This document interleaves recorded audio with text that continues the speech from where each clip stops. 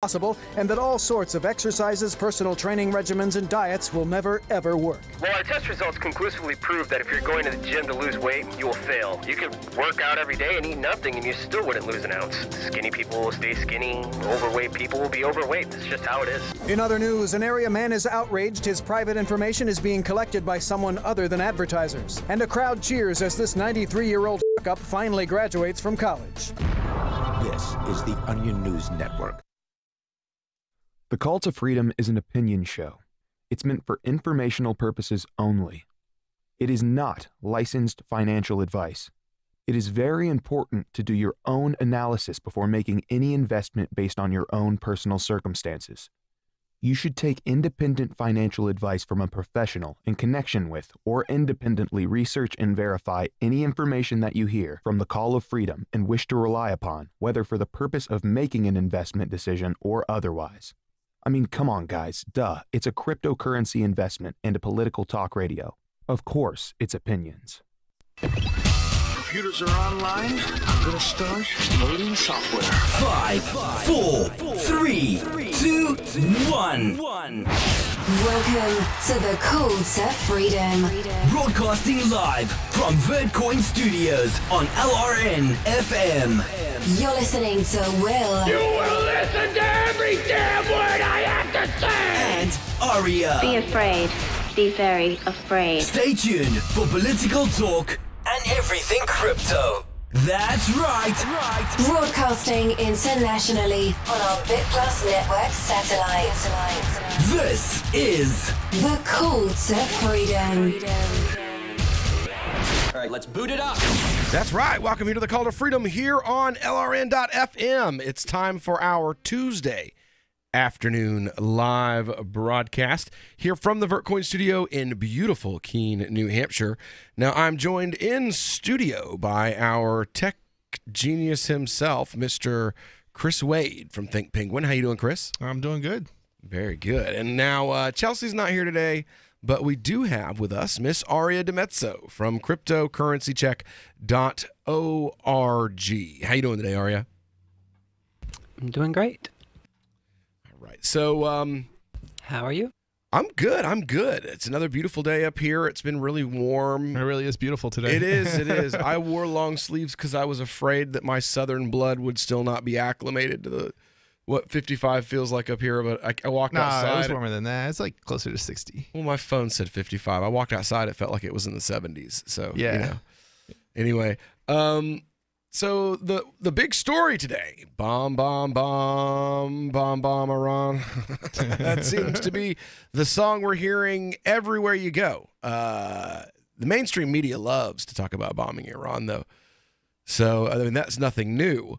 But I figure we have a little discussion about what's going on here. I got an article from the BBC here, but then I also want to kind of let's contextualize this a little bit. Like, how long have we been listening to Henny Penny scream about Iran's sky falling with filled with nuclear bombs? How long have we been waiting for Iran to have that nuke that will be ready in 3 months? Since what, the 90s at least? The 80s. 80s. Wow. Yeah, over 2 decades. I'd really like to know what Iran has done. I mean, you would think they would do something if we're talking about bombing them. Well, here's what Iran did. Iran did 2 things. A, they kicked out the puppet dictator that we put in power, and since they knew that we put that puppet dictator in power and that our CIA and U.S. aid and consulates and diplomats, like those buildings are usually the hub where U.S. espionage comes from in your country. So they took over the embassy and arrested all the people at the embassy for treason. And it was a hostage crisis. Now, if Iran sent people to the United States and from their embassy, they worked to actively overthrow the United States government and install a pro-Iran dictatorship, we would hang them. They would reinstitute hanging just to hang them. We still have execution as an option for. It's like the option for treason. Yeah, it's the option. Yeah, it's There's let's see, there's different there's people like Edward Snowden, but that is not the same thing necessarily as treason. I forget what they call that, but there's a different whistleblowing. Yeah, whistleblowing. Well, no, there's another. Well, they term, accused him of treason. Yeah. Oh, sure, they did, but it wasn't actually treason. Anyway, basically, there's more saber rattling. What did Iran do? And Iran is friends with Syria, and Iran and Syria refuse to. Their business competition for the Saudis, who the U.S. has been in bed with for decades. So, of course, the Saudi government spends billions of dollars lobbying the United States to invade Iran on their behalf. And then they're the only country left in the Middle East besides Syria that won't play the game with Israel. All the rest of the countries, the U.S. has been able to buy them off. Like we send Egypt $1.5 billion a year to keep their military dictatorship in power. The Brits have a British king in control of Jordan. You have Lebanon is a democratically elected country, and like the Muslims and the Christians got together and decided should have a Muslim and Christian president and vice president, and like they're with Syria as well. But we don't bother. We saber rattle with Lebanon a little bit, but not nearly as much as we do Syria, because Lebanon is it's like 50% Christian, and you can't really saber rattle with them. It looks bad. It can't be about just those evil Muslims. If you're saber rattling with a country that's 50% Christian, so that has a Christian president, you can't make it about that. So you've got these puppets in power all over the Middle East. Saudi Arabia, Iran is the only country that they don't have control over the leadership. Iran, Syria, Lebanon, and Lebanon is moderate. They decided to create a government that the West would leave them the hell alone. And they knew if we have a Christian president and a Muslim vice president, the West will leave us the hell alone. America and England won't bomb us anymore. They'll leave us alone. Because it looks like the Christians are running the show, so they'll leave us alone. But Hezbollah is it's going to be so hard to start celebrated by the Christians there. Yeah, right. How do you orchestrate the apocalypse? And that's 100% what these stories with Iran and Israel and the saber rattling and all this stuff is. Part of Iran also is what's known of as quote unquote Greater Israel. So there's a little piece of Iranian territory that will have to be given up for the apocalypse to come. Right. So you've got refuses to fall in line with the agenda of Greater Israel, therefore must be destroyed. One of few countries that don't have look at what countries don't have a U.S. Puppet dictator. Syria and Iran. What two countries are we constantly trying to saber rattle and go to war with? Syria and Iran. It's not rocket science. You know what I'm saying? This is not brain surgery. It's not rocket surgery. It's like simple common sense. You look at it and you go, oh, and 2 and 2 still makes 4. We don't have Iraq to... No, because Iraq was one of those countries that refused to get on board with the Greater Israel Project. Yeah. They were the biggest threat to Israel because they were very open about the fact that they're no more. They are no more. That is right. They are now controlled by a U.S.-backed regime. So how is that going anyway? Terribly. Yeah. Terribly. I don't hear it in the news very much anymore, and I haven't heard of them succeeding at basically eliminating... No.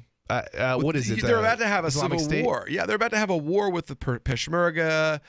ISIS has been almost completely eradicated in Iraq. In Syria.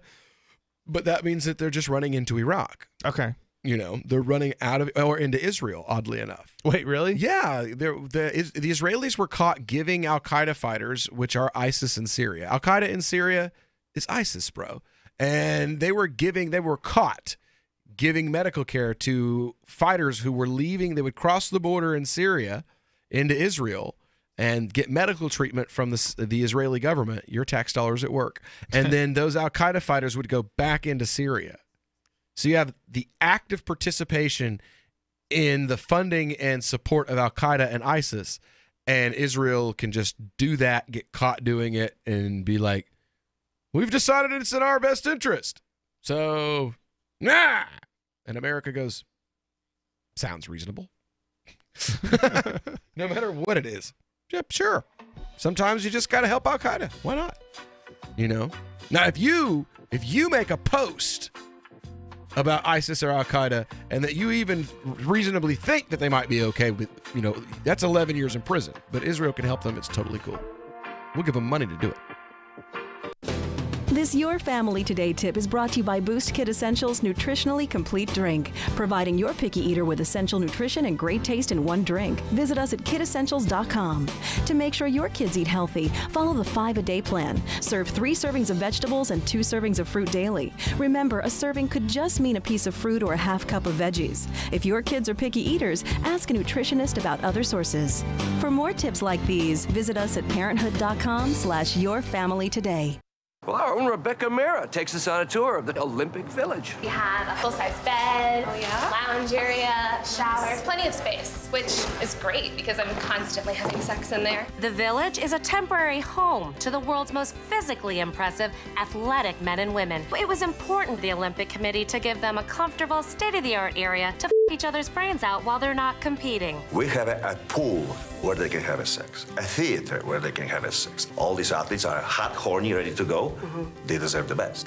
I was in Vancouver where I got eaten out by this French speed skater. I have to say, these facilities are even better, and I'm going to try to a Japanese guy. You've spared no expense. These athletes deserve the best. They sacrifice so much for their countries. They deserve to be able to until their and can't take it anymore.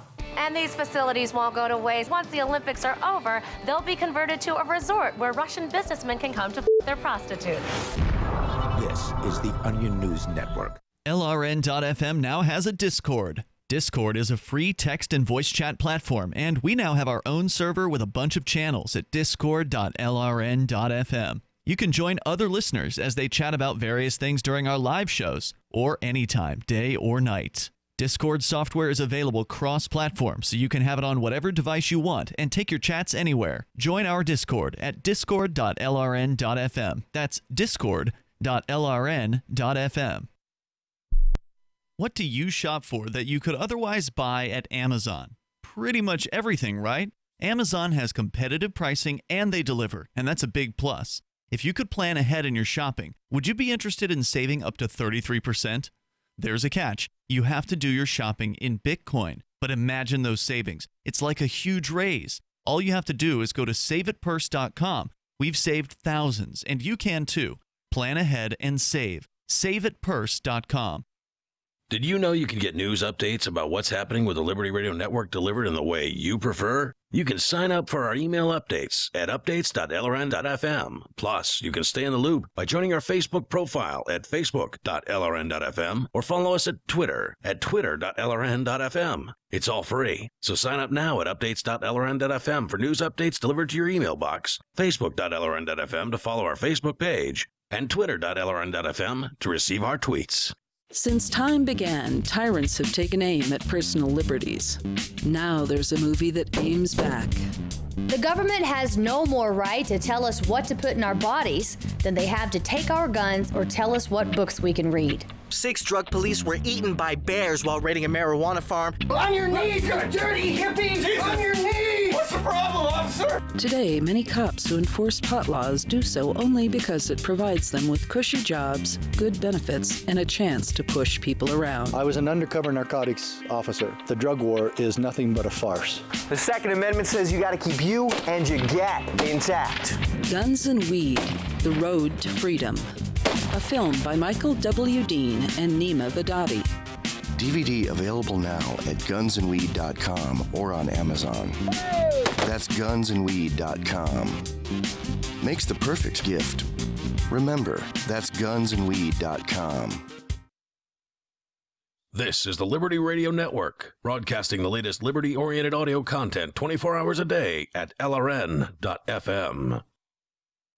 You are listening to the Call to Freedom on LRN.FM. Unasikiliza wito wa uhuru katika LRN.FM. All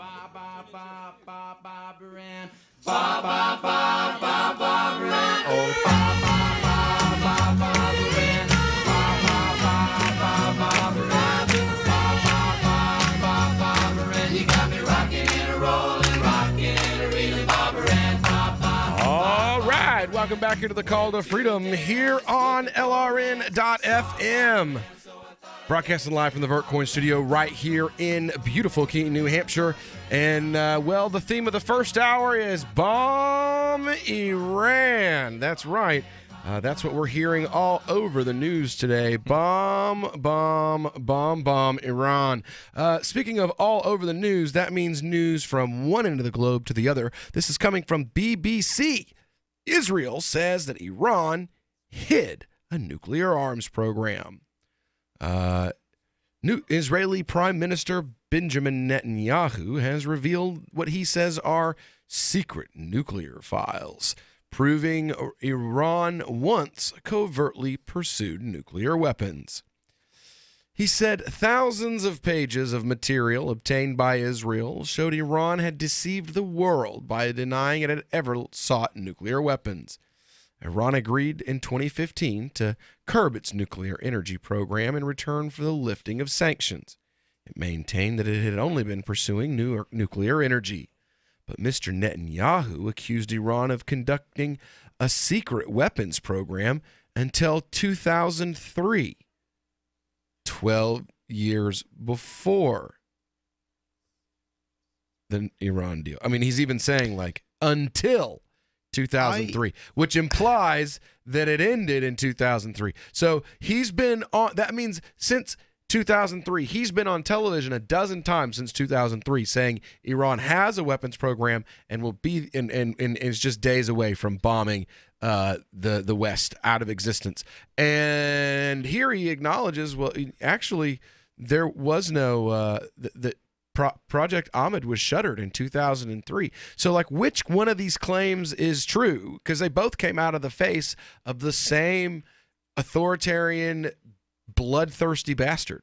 I don't even understand why we're so upset about Iran having nukes, right? Like wouldn't any country that has an enemy of the United States want to have nukes, right? Like, or well, yeah, the U.S. only like attacks countries that can't fight back. I mean, right? When did we finally? How can you fight back against the United States if you don't have nukes, right? How can you defend yourself? When did Libya suddenly have a quote unquote revolution that the American government was able to use our fighter pilots to create a no-fly zone? When was that? 6-8 weeks after Libya gave up their nuclear weapons? Because Libya was armed. Libya had nuclear weapons. And in exchange for the guy who bombed Scotland, the bombing in Scotland, oh yeah, Edinburgh, the Edinburgh bomber. In exchange for the Edinburgh bomber, they gave up their nukes. And within just a few months, they were parading Gaddafi around with a broom shoved up his rectum like a human effigy through the streets before they shot him in the head and set his body on fire. That's what happens to people who don't follow the Americans, Israeli, United Kingdom line, that don't have nukes.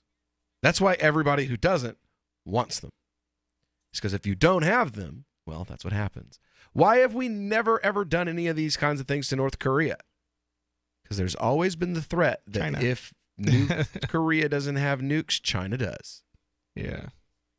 We don't invade countries that can fight back. Iraq didn't have nukes or weapons of mass destruction. If they did, we never would have touched, our boots would have never touched the ground in that country.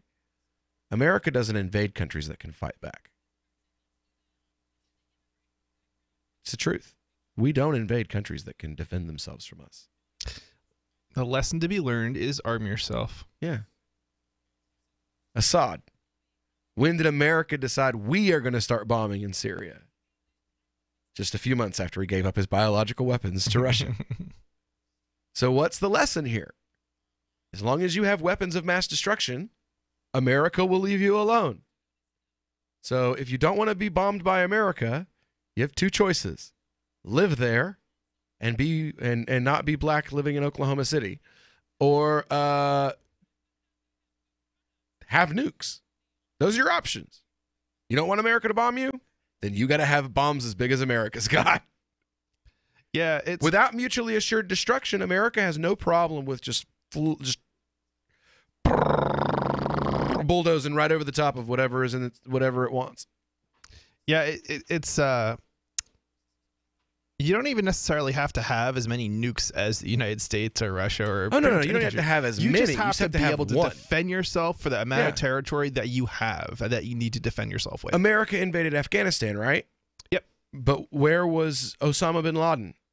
Pakistan. America didn't invade Pakistan, did we? Nope. I wonder what. Oh, son of a. The 4 nukes that they have. That's right. I'll be that they have pointed at India. Yeah, those. Yeah. I'll be damned. Huh. What did I wonder why. I wonder why anyone would want a nuclear weapon.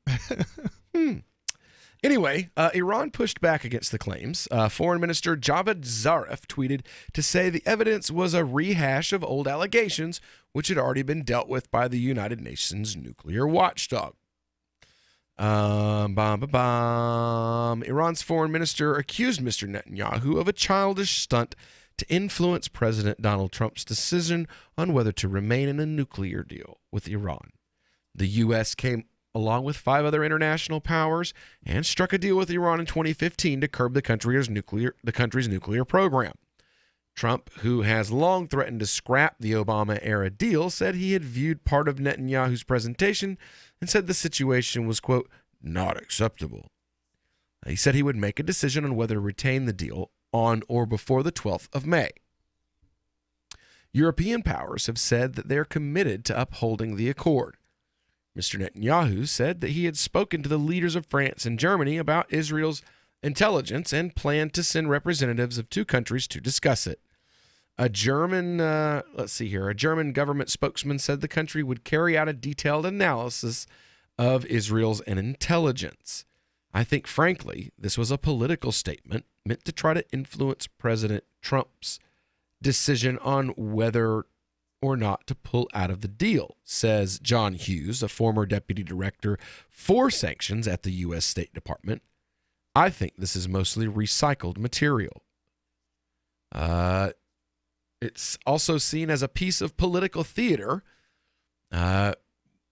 Israel claims to have been able to steal or access files and documents from what it says was a secret Iranian nuclear archive located in a warehouse in South Tehran. It may be a tale of daring espionage in itself, but beyond that, honestly, what's really new? And there we go. I think that's kind of the thing right there. Why would we trust Israel if we know that about they steal? Yeah. First of all, you steal, and second of all, you have you've been begging us for war for we're going to go over over 30 years now. Why on earth should we listen to what Israel has to say on this? Hi, I'm Montel Williams. Most of you know me as a talk show host, but I'm also an author, actor, single father of 4, a fitness writer, avid snowboarder, and I'm also a medical marijuana patient. Like many of the million people who are living with multiple sclerosis, I'm in pain every single day. And sometimes my nerves are so raw that if you brushed up against me in an elevator, I'd scream. I can't sleep at night from the pain, and sometimes the spasms in my legs are so intense they will wake me up throughout the night. I've tried the strongest prescription medications available, and I'm gonna tell you, they do not work. In fact, they leave me in a stupor, and most of the time, it's impossible to even live your life. Now, I've tried medical marijuana, and I'm gonna tell you something, it works. If you'd like more information about medical marijuana, you can contact the Marijuana Policy Project at MPP.org or call 1-877-JOIN-MPP. Looking for a great real estate investment? Consider New Hampshire, which is ground zero for the Liberty Movement. Your first call should be to Mark Worden from Porcupine Real Estate. He's more than just a real estate agent. He's your New Hampshire concierge. Where are the best places to live? Do you want farm, city, the burbs, or forest? Do you want a duplex or multifamily building so that renters pay your mortgage? There are homes in all price ranges in New Hampshire, and Mark can help with financing too. Invest in Liberty and property. Mark Worden can help. PorcupineRealEstate.com. Why did you move to the Shire? I moved here to the Shire because there's other people around who take liberty just as seriously as I do. I moved to the Shire because I saw videos of people challenging authority and thought that I could get support myself. It called to me, like, do this right now. I wanted to be around people like me who got it. And once I got here, I knew there was nowhere else that I wanted to be. I've always wanted to change the world. So I moved to the Shire to join people who were actually working towards doing the same thing. The people here are awesome, loving, and positive. It was for the adventure and for the feeling of something important is happening here. And I just wanted to come to sort of be part of that. Visit ShireSociety.com to read and sign the Shire Society Declaration and learn the reasons why, if you love liberty, you should immigrate to the Shire. Plus, add yourself to the Shire map at ShireSociety.com. That's ShireSociety.com. Imagine someone in your community getting in their car, turning on the radio, and hearing the Liberty Radio Network. You can make that vision a reality with your own micro radio station. Visit broadcast.lrn.fm to learn how you can put our programs on the air in your area. You can have LRN.FM running around the clock, and you can even add in your own local shows. Building a radio station is simple, but programming isn't. That's where LRN.FM comes in. Learn more at broadcast.lrn.fm. That's broadcast.lrn.fm. So the protection of life, liberty, and property is what the Free State Project is all about. But it's an effort to move 20,000 people who understand. It's about demonstrating to the entire country that, yeah, we can have a free market, a truly free market. Making it just a freer, great place to live. It's the world's largest voluntarist libertarian community, and it's only getting bigger. That's amazing, to be able to move to a place where other people passionately believe in being free and independent. What the Free State Project is managing to do, though, is to put their money where their mouth is. It's physically getting up across the country and saying, let's go someplace and let's demonstrate the power of these ideas. There's a lot of kind of philosophy that surrounds liberty. There's a lot of thinking about it and talking about it. But here in New Hampshire, people are doing it. 101 Reasons Liberty Lives in New Hampshire, a documentary by Free State Project Early Movers. Watch it free at 101reasonsfilm.com. 101reasonsfilm.com. You can sign up to receive the latest about the Liberty Radio Network via our email updates at updates.lrn.fm. That's updates.lrn.fm. You are listening to The Call to Freedom live on LRN.FM.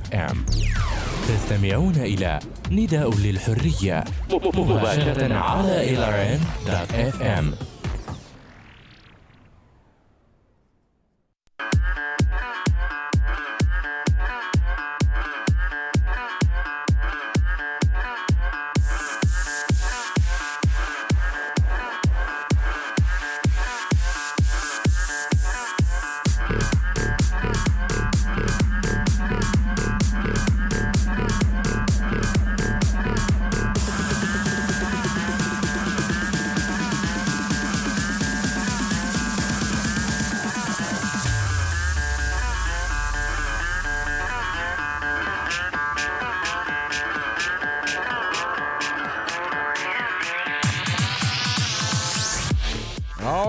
Welcome back into the Call to Freedom here on LRN.FM. So we've been talking here tonight. I've got Mr. Chris Wade from Think Penguin in the studio with me, and we're joined live via remote, as always, by the Queen of Crypto herself, Miss Aria DiMezzo from CryptocurrencyCheck.org. And we've been talking about, the saber rattling of war. As always, you hear the henny penny sky is falling types hollering about how, they're gonna do it. 2 days they're gonna drop a nuke. Yeah, sure they are. Sure they are. You know why I say sure they are? Well, because these idiots have been hollering the same thing for quite a while. See here in the Atlantic, it says April 24th, 1984. Quote, Iran is engaged in the production of an atomic bomb, likely to be ready within 2 years, according to press reports in the Persian Gulf last week.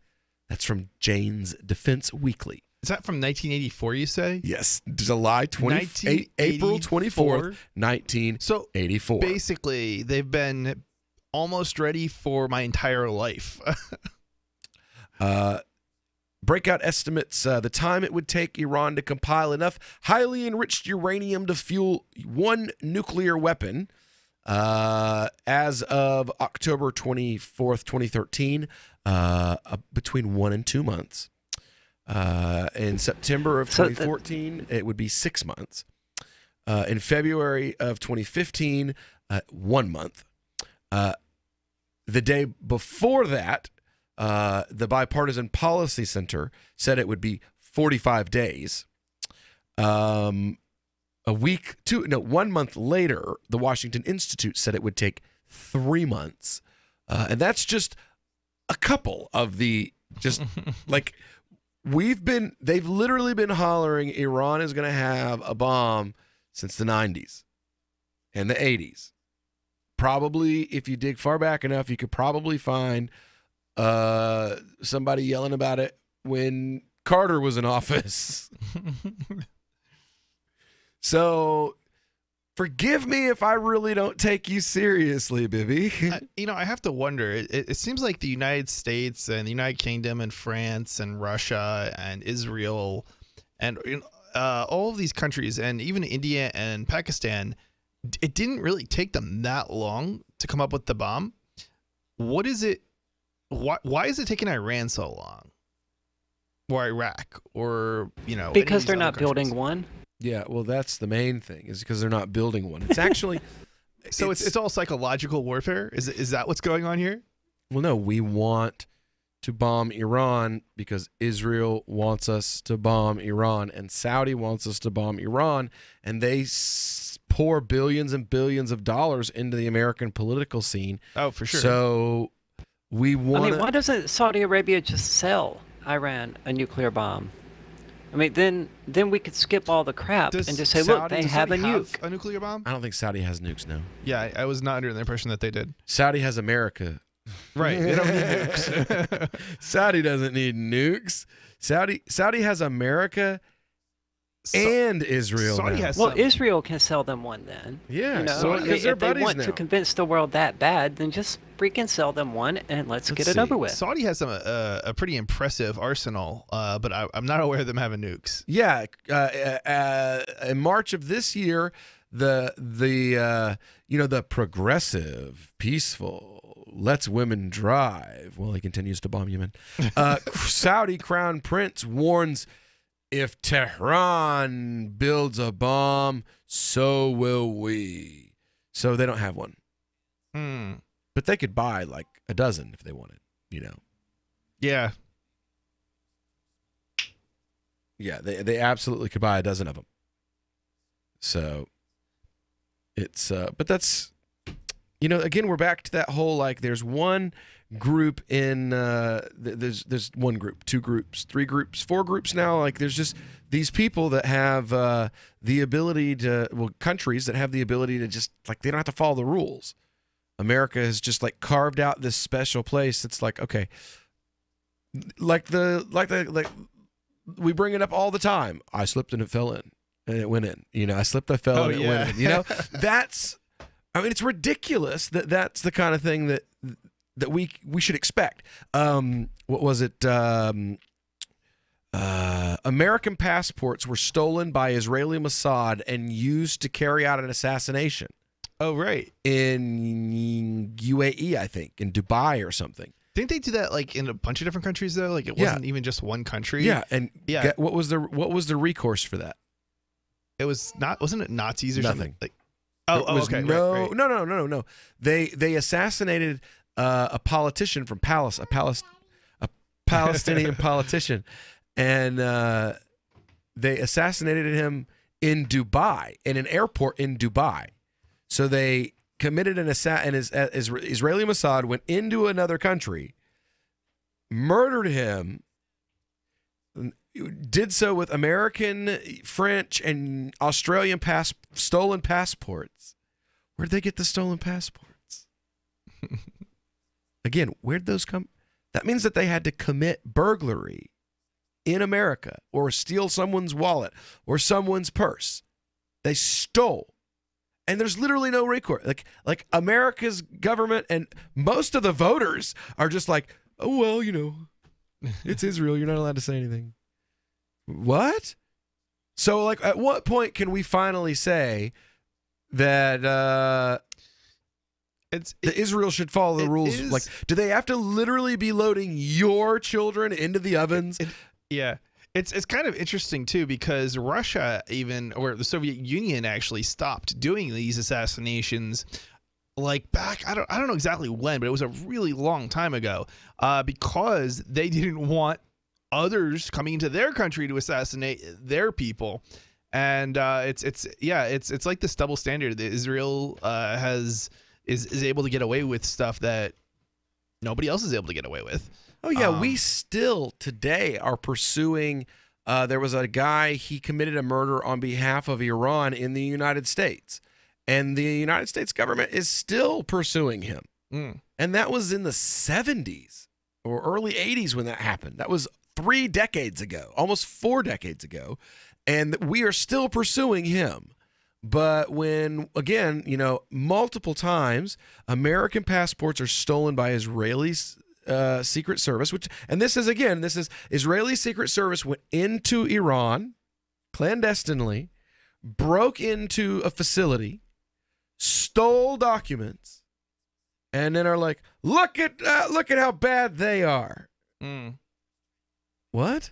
Yeah, it seems like these countries that are willing to go into other countries, and this includes the United States, by the way, because the United States is also willing to do some of this stuff.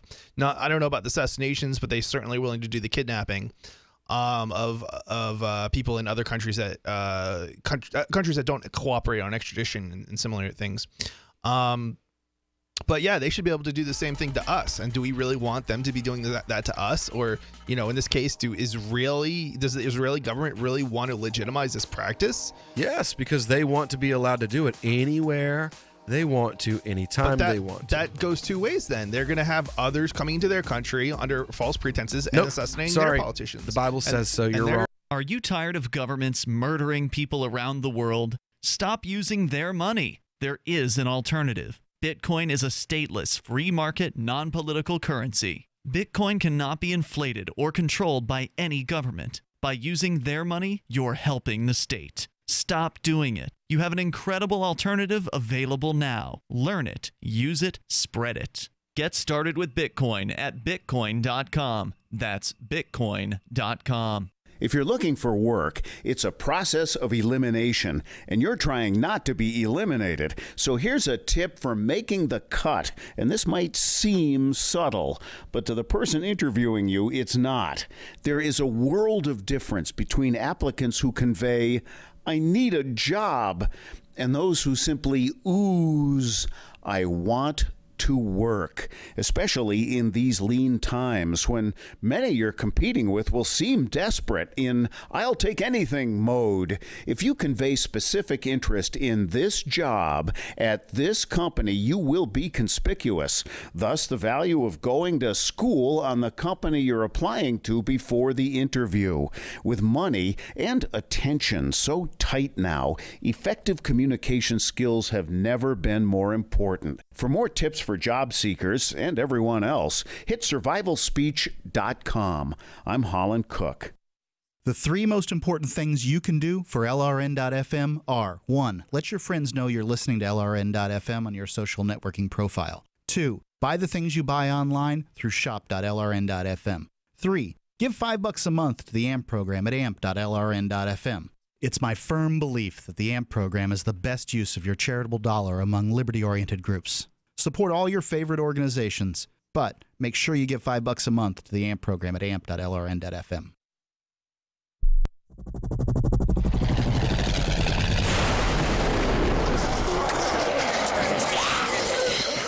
In Survivor Max 2, School Bites, Max must scavenge through a wasteland swarming with the undead. Desperate to find the medicine he needs, he discovers a community of survivors at his former school. Has he finally found the safe haven he's been looking for, or will he discover that school bites?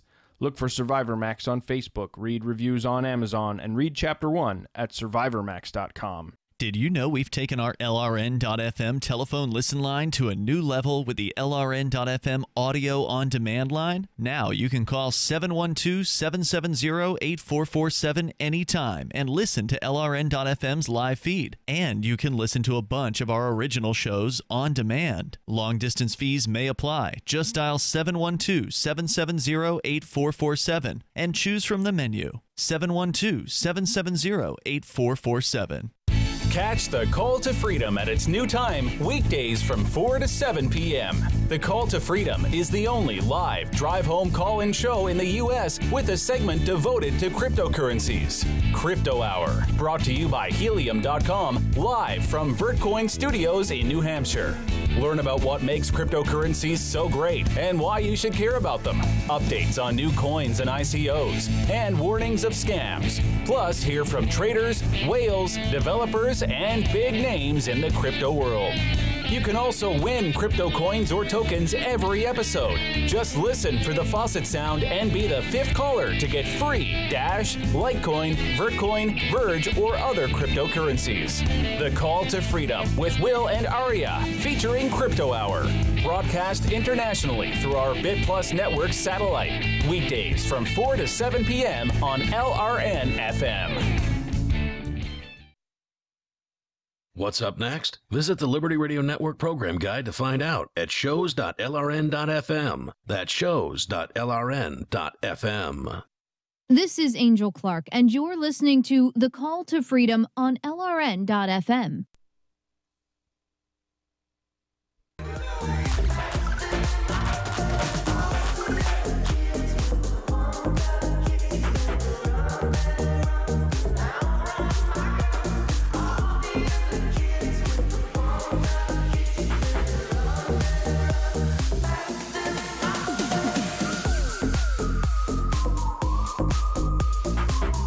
All right, welcome back into the Call to Freedom here on LRN.FM.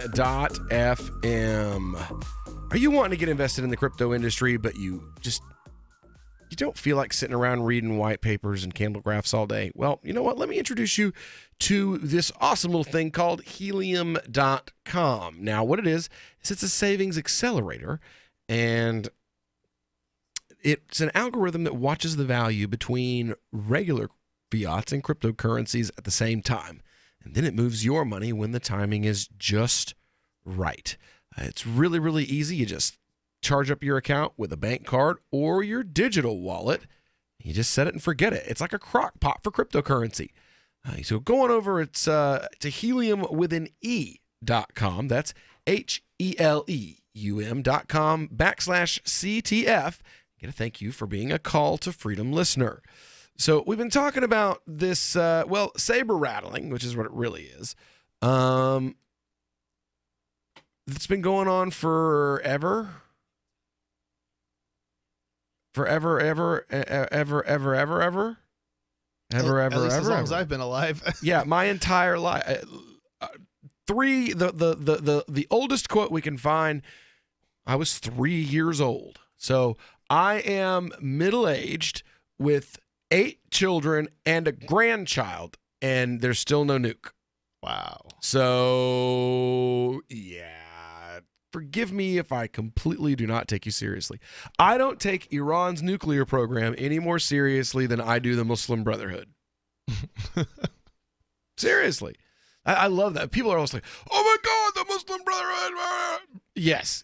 We should be totally terrified of a failed Egyptian political party that's so inept and unsuccessful that after 100 years, 2 bloody revolutions, and winning a popular election, they couldn't take over Egypt.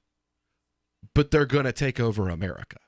That's pretty bad. Wait, who's suggesting this? This is news to me. Oh my God. It's like the whole time Obama was in office, all you heard on Fox News. Was this okay? I was gonna say, was this from the right wingers? Oh, yeah. I It was can like, only. oh this my- sounds like a Michelle right-wing, Bachmann was like all conspiracy over it. type Oh, deal. And, yeah, the Muslim Brotherhood are what taking is that guy's over name? America. Sean Hannity. Glenn Beck. I mean, it's part of the Glenn reason Beck, why yeah. he started the Blaze. Yeah. It's insane. Because the Muslim Brotherhood was taking over America, and only he and Michelle Bachmann saw through it. According to him, the Muslim Brotherhood was taking over Fox News. And he had to run for the hills. Must be all the pro-Muslim propaganda. Okay. Yeah. Where is this Muslim? Yeah, where is this Muslim propaganda on Fox News? Oh my God! Just Google Muslim Brotherhood, bro, and you can just find pages and pages and pages. Just America and Muslim Brotherhood. Google those two, that term together in the same, and the whole, like, there'll be 29 billion probably. I don't know. Let's look. I want to see like how many. It tells you still. Yeah, right. Okay. So all right. So America, Muslim Brotherhood. He's actually doing it. Takeover. Put takeover. I did put takeover. Takeover. America, Muslim Brotherhood takeover. Boom. Only 394,000 results. Hold on. Let me move this around a little bit. Well, it removed redundant ones, so I mean, it probably didn't include any from Fox News. Right? Muslim Brotherhood planned for what do you mean plan for take over America? You mean plan to take over America? Come on, Google. Are people's grammar that bad? How is this even going to work? What is the Muslim population in the United States? 0.087% or something like that. I think I think I only know like, it's like 7 million people. And that includes the kids.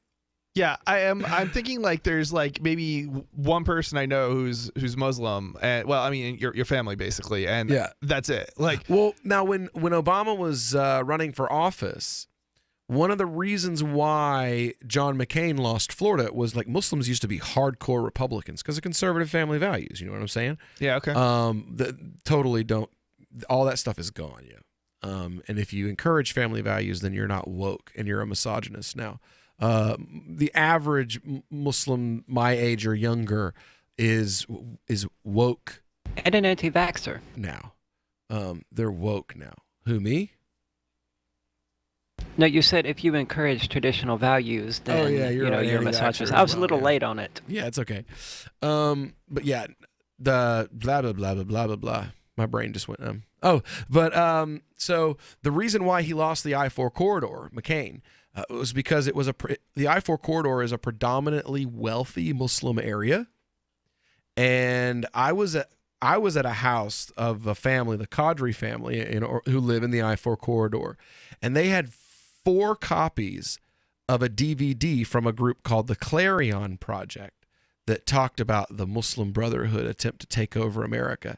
They got 4 copies of it in their mailbox on the same day because every voter in the I-4 corridor of Florida was mailed, that was a registered Republican, was mailed a copy of this DVD to make sure that they did not try to vote for Obama because they were trying to, the whole DVD was like, Obama is Muslim and the Muslim Brotherhood wants to take over America and Obama's a part of the Muslim Brotherhood and blah, blah, blah, blah, blah.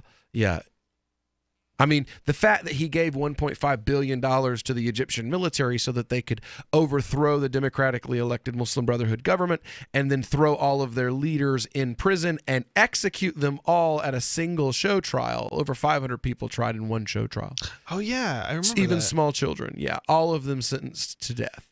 Even kids as young as 5. Whatever happened with that? They executed a whole bunch of people. Wow. That's what happened with that. And the U.S. government paid for that coup. Your tax dollars paid for that coup. 3 weeks. The only reason why I still have the slightest bit of respect for Rand Paul as a human being is the fact that he was the only person in the Senate that stood to fight against it. And saw what was going on and was like, we're about to fund the overthrow of a democratically elected government, whether you like these people or not. This is a democratically elected government. This is what Egypt chose for Egypt. And we're about to fund a military overthrow, a junta in this country. And Republican and Democrat alike were like, Sit down. Peacenik. You're getting in the way of us blowing up brown people. Well, I mean, how are we supposed to get Egypt to be on board with doing whatever Israel says if we don't own the government? Because that's what that was the whole problem with the Egyptian uprising, and why America wouldn't support or condemn it. It's because if we condemn it, well, then it looks really bad because Mubarak was like anti-freedom in every way possible. So it makes us look like we're pro-dictator. But if we support it, well, Israel doesn't want Mubarak gone because he's our pocket bitch, and we give him $1 billion a year, and in return, he keeps the gate between Egypt and Israel closed, and Israel can just bomb the hell out of Palestinians, and there's nowhere for them to run. So right. The Muslim Brotherhood says we're going to open the gate. And then the day after the military coup, the Israeli prime minister goes on international television and calls the leader of the military coup the national hero of the state of Israel. It's kind of funny to keep the gates closed because there's, from what I understand, there's all sorts of tunnels and things that like to get goods. Like, it's like Mexicans. Western goods You try to put a wall up to keep people and products. It doesn't work. It doesn't work, yo. Like, you're gonna put a fence up, and that's gonna keep us from running bundles of weed into your country?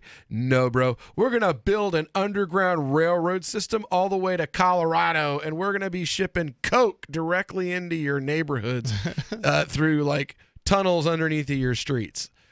Yeah, a wall is totally going to work for keeping like.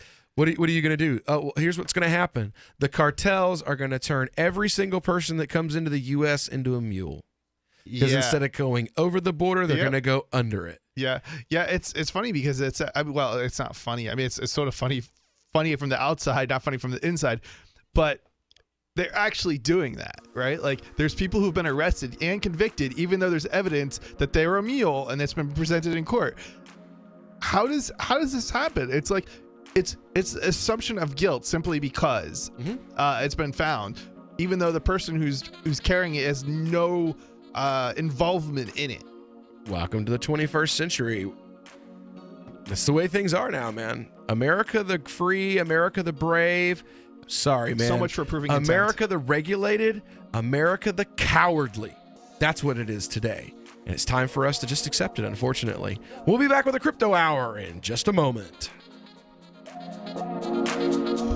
Is spreading the message of liberty, cryptocurrency, and peace around the globe worth $2 per month to you? As you may already know, in addition to our internet feed, LRN.FM broadcasts on free-to-air satellite across North and Central America, as well as Sub-Saharan Africa. And we've been available on satellite for free 24/7 since 2010. The LRN.FM free-to-air satellite signal is reaching some of the most oppressive regimes in the world, and there's no doubt our ideas are making an impact. You can learn more about the channel's impact by watching the 3-minute video at fund.lrn.fm. If you'd like to help free minds globally with our ideas of liberty, cryptocurrency, and peace, you can donate as little as $2 per month via fund.lrn.fm. You can help us continue and expand our satellite broadcast to multiple continents. Visit fund.lrn.fm today, and thank you for your help. Don't forget to share the link on social media. That's fund.lrn.fm. Some of you asked, and now we've delivered. LRN.FM's live Keene, New Hampshire studio shows are now streamed in HD on Twitch. Visit our channel at twitch.lrn.fm and give it a follow. If you have Amazon Prime, you get 1 free subscription on Twitch. If you use it on our channel, Twitch will give LRN.FM a monthly piece of your Prime subscription cost. So please watch, follow, share, and subscribe to twitch.lrn.fm. That's twitch.lrn.fm. I love My Magic Mud. I drink a lot of coffee. I had stains on my teeth. Then I found My Magic Mud, and I was told it would remove stains. So I paid attention when I brushed the first time. My Magic Mud is black tooth powder, and the difference it made in my teeth in 1 application was noticeable. With 4, my teeth were as white as you normal folks out there. Please go to mymagicmud.com and buy a jar. There's 150 applications for $25. You can use Bitcoin. mymagicmud.com. More of the Call to Freedom is coming up next, live after the news on the Liberty Radio Network at LRN.FM. From Keene in the Shire, the Liberty Media capital of the world, this is Daryl W. Perry, host of FPP Radio News for Tuesday, May 1st, 2018. Silver is trading at $16.28 per ounce. Gold is valued at $1,307 per ounce. Zencash is trading at $37, and the average price of Bitcoin is $8,928.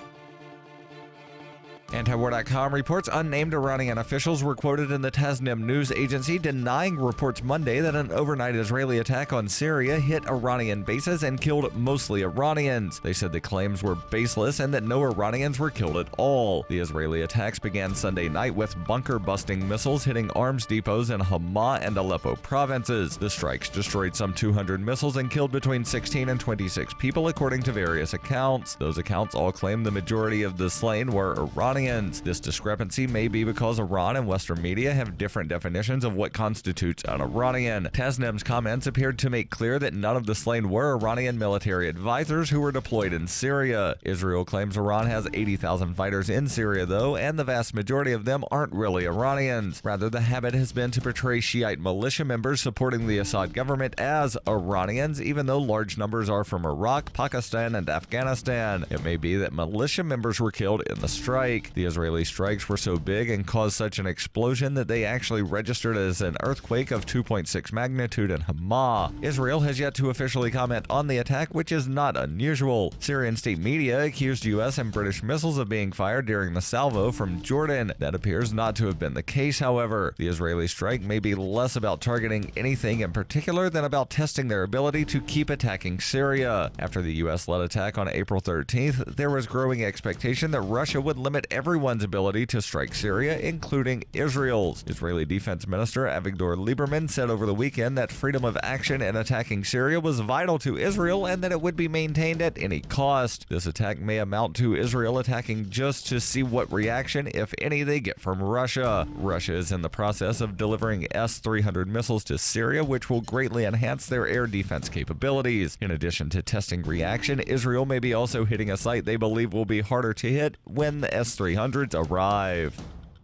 For over 40 years, Roberts & Roberts Brokerage has been a trusted source for buying and selling precious metals. Gold, silver, platinum, and palladium. They don't feed the banks. They're Bitcoin preferred and have removed the minimum purchase amount for all orders paid in the digital currency. Call Roberts & Roberts Brokerage today for knowledgeable advice on buying and selling precious metals and a forward-thinking approach to new technologies. 800-874-9760 or visit online at rrbi.co. UPI reports former Alabama Senate candidate Roy Moore filed a lawsuit on Monday claiming the women who accused him of sexual assault sought to defame him as part of a political conspiracy. The suit, jointly filed with his wife Kayla Moore, names 3 women who made accusations against Moore, including Lee Korfman, Beverly Young Nelson, and Tina Johnson as defendants, as well as 2 other people. The lawsuit claims Korfman, Nelson, and Johnson were the only women to accuse Moore of improper conduct and did so with the intent of derailing his Senate campaign.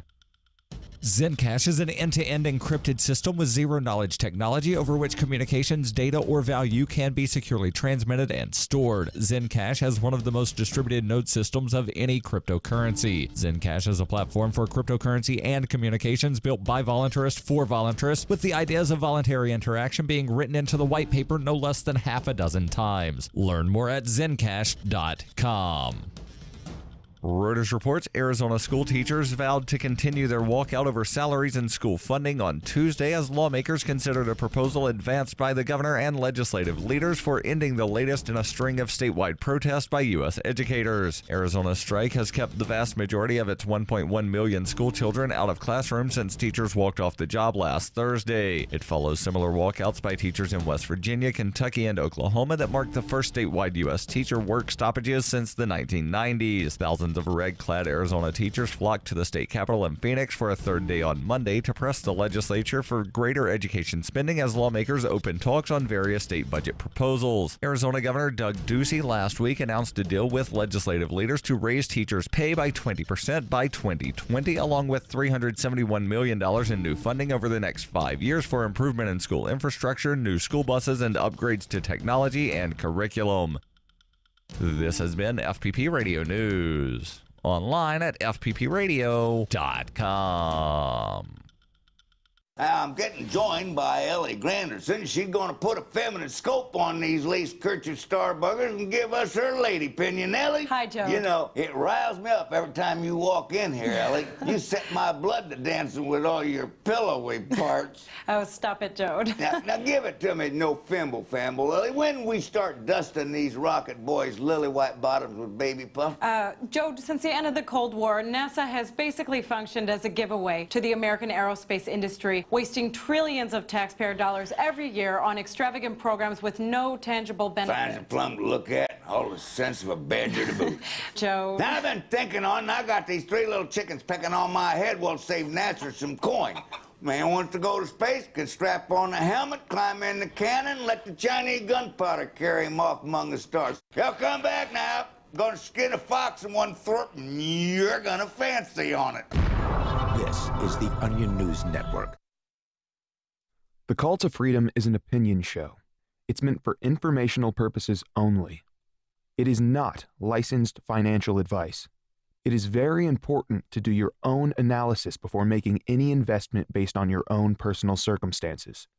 You should take independent financial advice from a professional in connection with or independently research and verify any information that you hear from the Call of Freedom and wish to rely upon, whether for the purpose of making an investment decision or otherwise. I mean, come on, guys. Duh. It's a cryptocurrency investment and a political talk radio. Of course, it's opinions. Hold. Hold. Hold.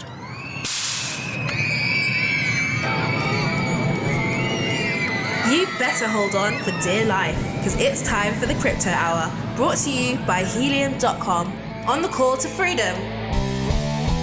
All right, that's right. It's time for the Crypto Hour here on the Call to Freedom on LRN.FM. So we're broadcasting live from the Vertcoin studio right here in beautiful Keene, New Hampshire, and it's a wonderful day here. We are we're enjoying the beautiful weather outside. It's just been amazing. Oh my God, I'm so loving it. It's our wonderful little crypto community up here in Keene. Crypto is making changes, yo. Things are changing. I mean, some of the stuff I'm seeing, and I'm like, please don't become Beanie Babies. It's not. I'm hoping, man. It's not. It's going to stick around. So much I'm hoping. Is that thing working? Is it on over there? Printer? Yeah, my computer is thinking. Yeah. Yeah, I'm trying to print the story out for you so that you have a copy of it you can read along to. And what happened is my computer said, awesome, let me do that. Give me just a minute. I'm going to take up all of your screen so that you can't actually see anything. Oh, and no, you cannot have this in front. Anyway, Bitcoin, crypto hour here.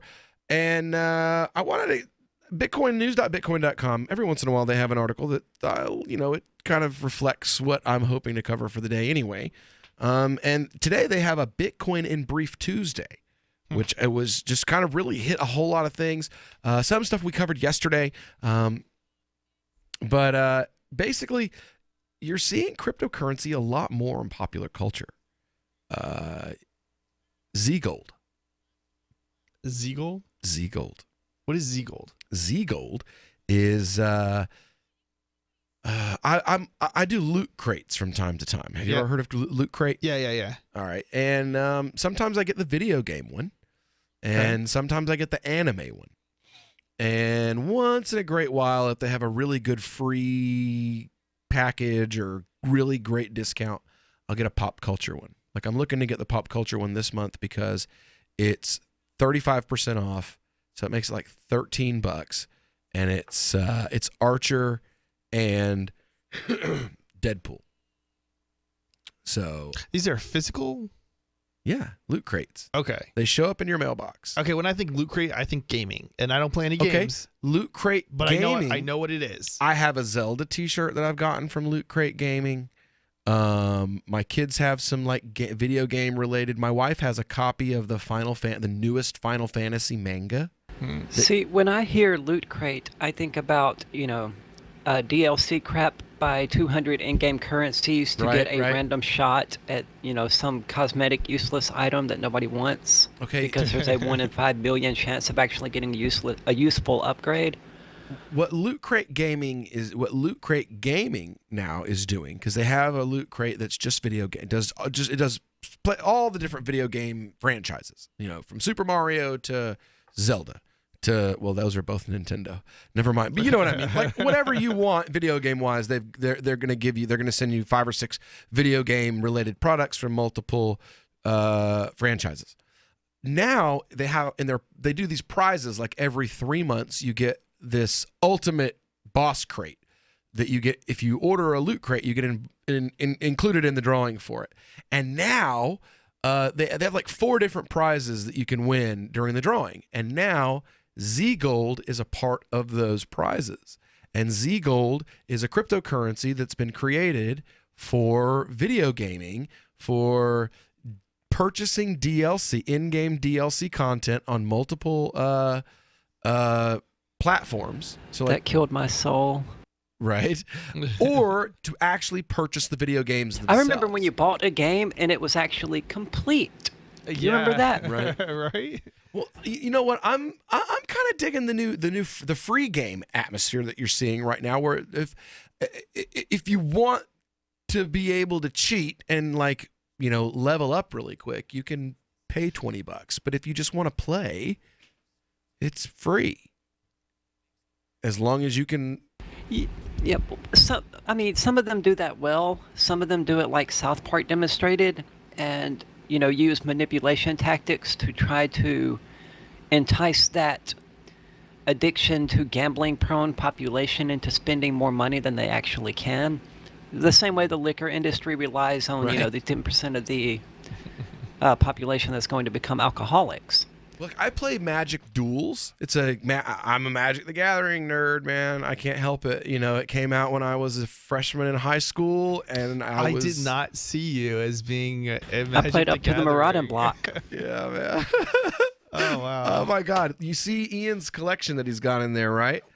Mine was about half that size, but it all got given to my younger brother. And, we're talking gemstones, the old gems. 2 lotuses. Like, I had a set that would make you thousands and thousands of dollars worth of cards today. My brother gave them away.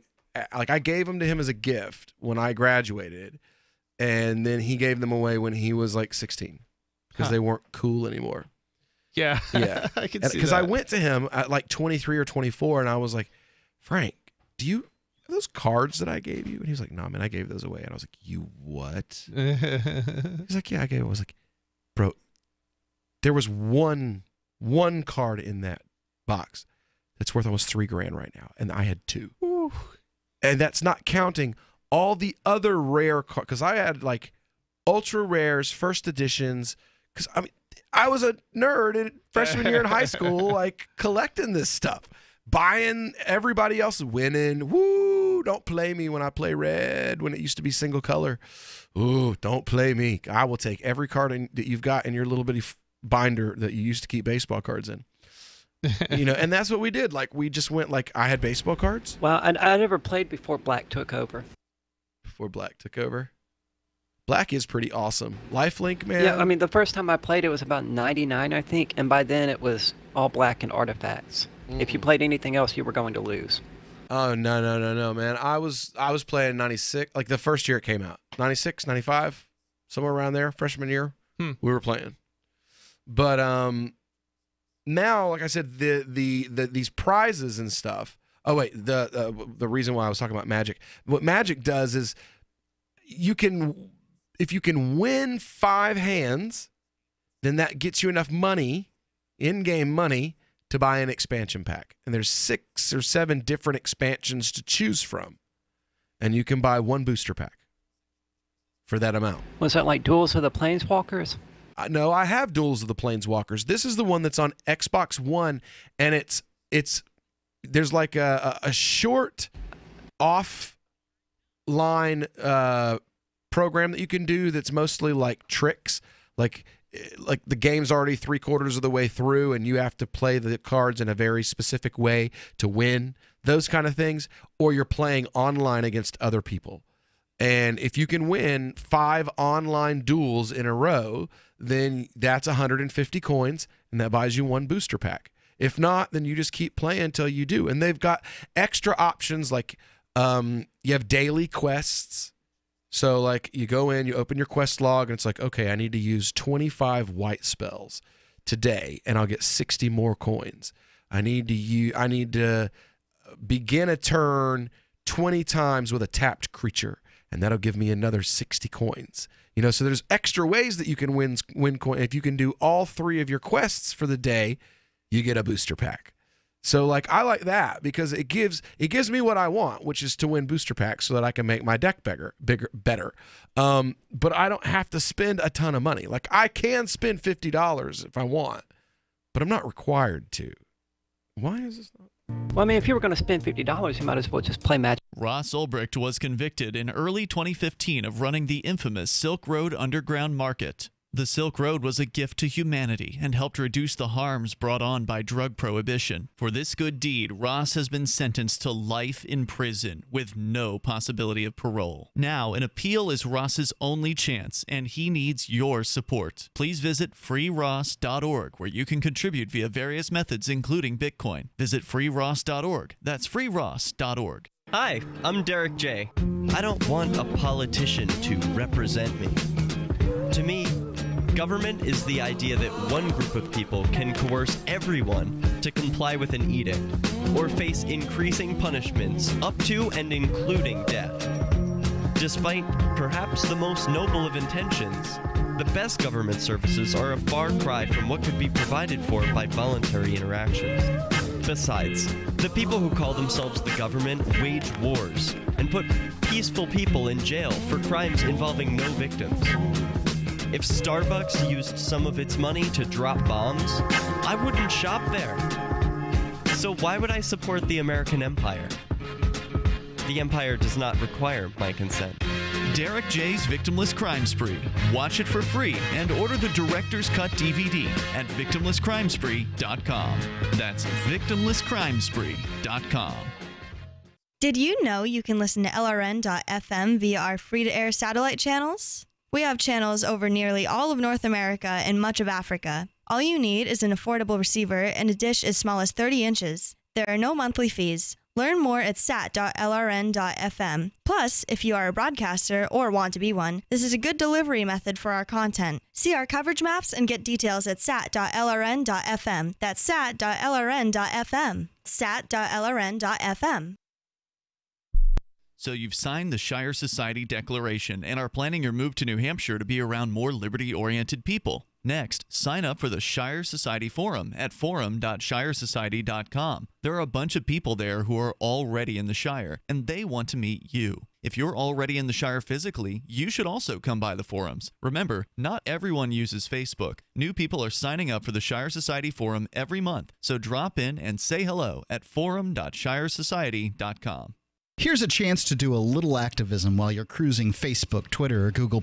Between the LOL cats, the recipes, the hot girls, and the inspirational sunrise memes, Free Talk Live's posts pass by your newsfeed. Like them, comment. It gives us more exposure. If you don't see our posts, click like at facebook.freetalklive.com and then hover over it to click Get Notifications. It's an easy way to spread the ideas of liberty a bit further. I know you're busy, but you can spare that 1/10 of a calorie it takes to click on something. facebook.freetalklive.com. Free Press Publications is an independent, alternative media and publishing company founded in June 2009 with the mission of ensuring a free press for the freedom movement and is committed to spreading the message of peace, freedom, love, and liberty.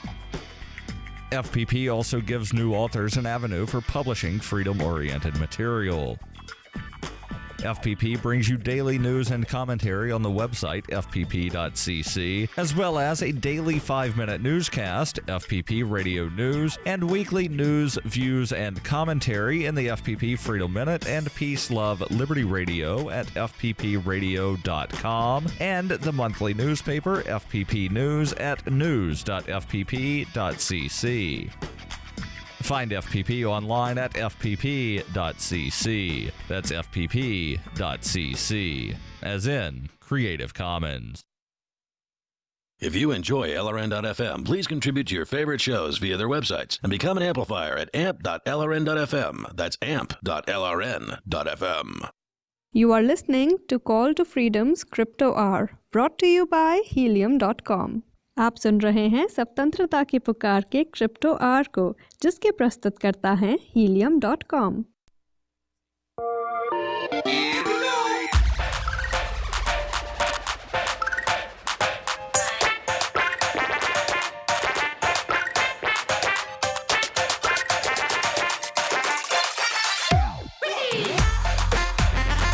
Welcome back here to the Call to Freedom here on LRN.FM. Broadcasting live from the Vertcoin studio right here in Keene, New Hampshire. And, we were talking about how, crypto is becoming pretty mainstream. You're even seeing different kinds of crypto being given away as prizes by, Loot Crate's a pretty popular thing. If you go to YouTube and look up Loot Crate, they do so much advertising on YouTube. They pay a lot of these anime reviewers. They review anime or they review comic books, pop culture. They do pop culture shows on YouTube, and they have these different people have huge followings. And usually they'll have an unboxing video that they do once a month or twice a month, and they get a free crate from Loot Crate, and then they unbox it on their little video, and it promotes, and they give a bunch of money to these YouTube kids to promote their so I mean it's pretty pop culture, and even they're giving away free crypto now. Interesting. So now we covered this yesterday. Again, this is not the same source, but this is a part of this article. It says IOTA ditched, Bitcoin is taking over popular culture. From hit TV shows to viral ads, the Bitcoin revolution is inspiring the creative minds who shape modern pop culture. Two recent examples come from HBO's Silicon Valley and the Oscar Mayer Meat Company, which created its own bacon-backed cryptocurrency. These days, more are in today's edition. These stories and more are in today's edition of Bitcoin in Brief. You got Baycoin, which we covered yesterday. Oscar Mayer, the meat brand owned by Kraft Heinz, announced it's launching the first ever cryptocurrency backed by bacon, where fans are invited to mine Baycoin by participating in a promotion and pump the value by shilling it on social media. The company's known for its ads targeting kids, and this publicity stunt showcases how marketers are turning to cryptocurrency hype to tap into a younger demographic. You also have HBO's comedy series Silicon Valley, which parodies startup culture and has recently featured Bitcoin as part of an episode. A charterer of the show created a price alert that blasts out the death metal song "You Suffer" by Napalm Death when the exchange rate fluctuates. And of course, someone has now quickly turned that gag into a reality. Let's see here. UCL has dumped IOTA. The blockchain center at the University College of London announced that it has cut all ties with the IOTA Foundation, the group behind the 11th most valuable cryptocurrency in the world by market cap. The rationale for the move was IOTA's team's repeated threats against critics that reviewed its technology. Financial Times covered the topic last week, and the bad press must have proven too much for the University College of London. The Financial Times, the academic institution's website now reads, UCL Center for Blockchain Technologies is no longer associated with the IOTA Foundation. In relation to recent news reports, we affirm our support for open security research as a prerequisite for understanding the assurances provided by any blockchain technology. It is inappropriate for security researchers to be subject to threats of legal action for disclosing their results. Yeah, that seems like it makes a lot of sense. I wouldn't want to partake in anything that wasn't open like that. Hey, Aria, what are we gonna do with? Are we gonna do a cryptocheck.org IOTA rating? I suppose we're gonna have to. Right? Seems like a good idea. You sue people who tell people that your coin has security flaws in the programming. F. There we go. Security flaws in the programming. Come at me, guys. Right? Well, now, is it in the programming or is it in the protocol? It sounds like it might be in the protocol. Whatever it is. Well, it's... they went through well, you have to program protocols, so... Yeah, true. The company went through, they did the check. The research showed that IOTA was sorely lacking. They published their findings, and IOTA threatened to sue them. Not... I mean, that's always a good reaction to people who say, hey, your thing sucks. Yeah. Is to silence them through the force of the state. Perfect. What a brilliant idea.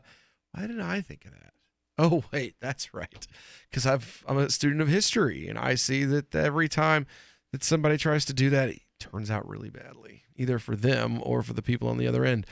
Let's see here. Wikimedia France, the French branch of the global internet movement, has recently announced that it will begin accepting donations in cryptocurrencies through a partnership with the Request Network Foundation. Blockchain technology has been a hot topic of late, and its adoption is exponential. What? It doesn't make any sense at all. Yeah, it seems kind of a weird statement. Well, I mean, they're translating French into English. Maybe that's what the problem is. Maybe. Blockchain technology has been a hot topic of late, and its adoption is exponential. How about its adoption is rising exponentially?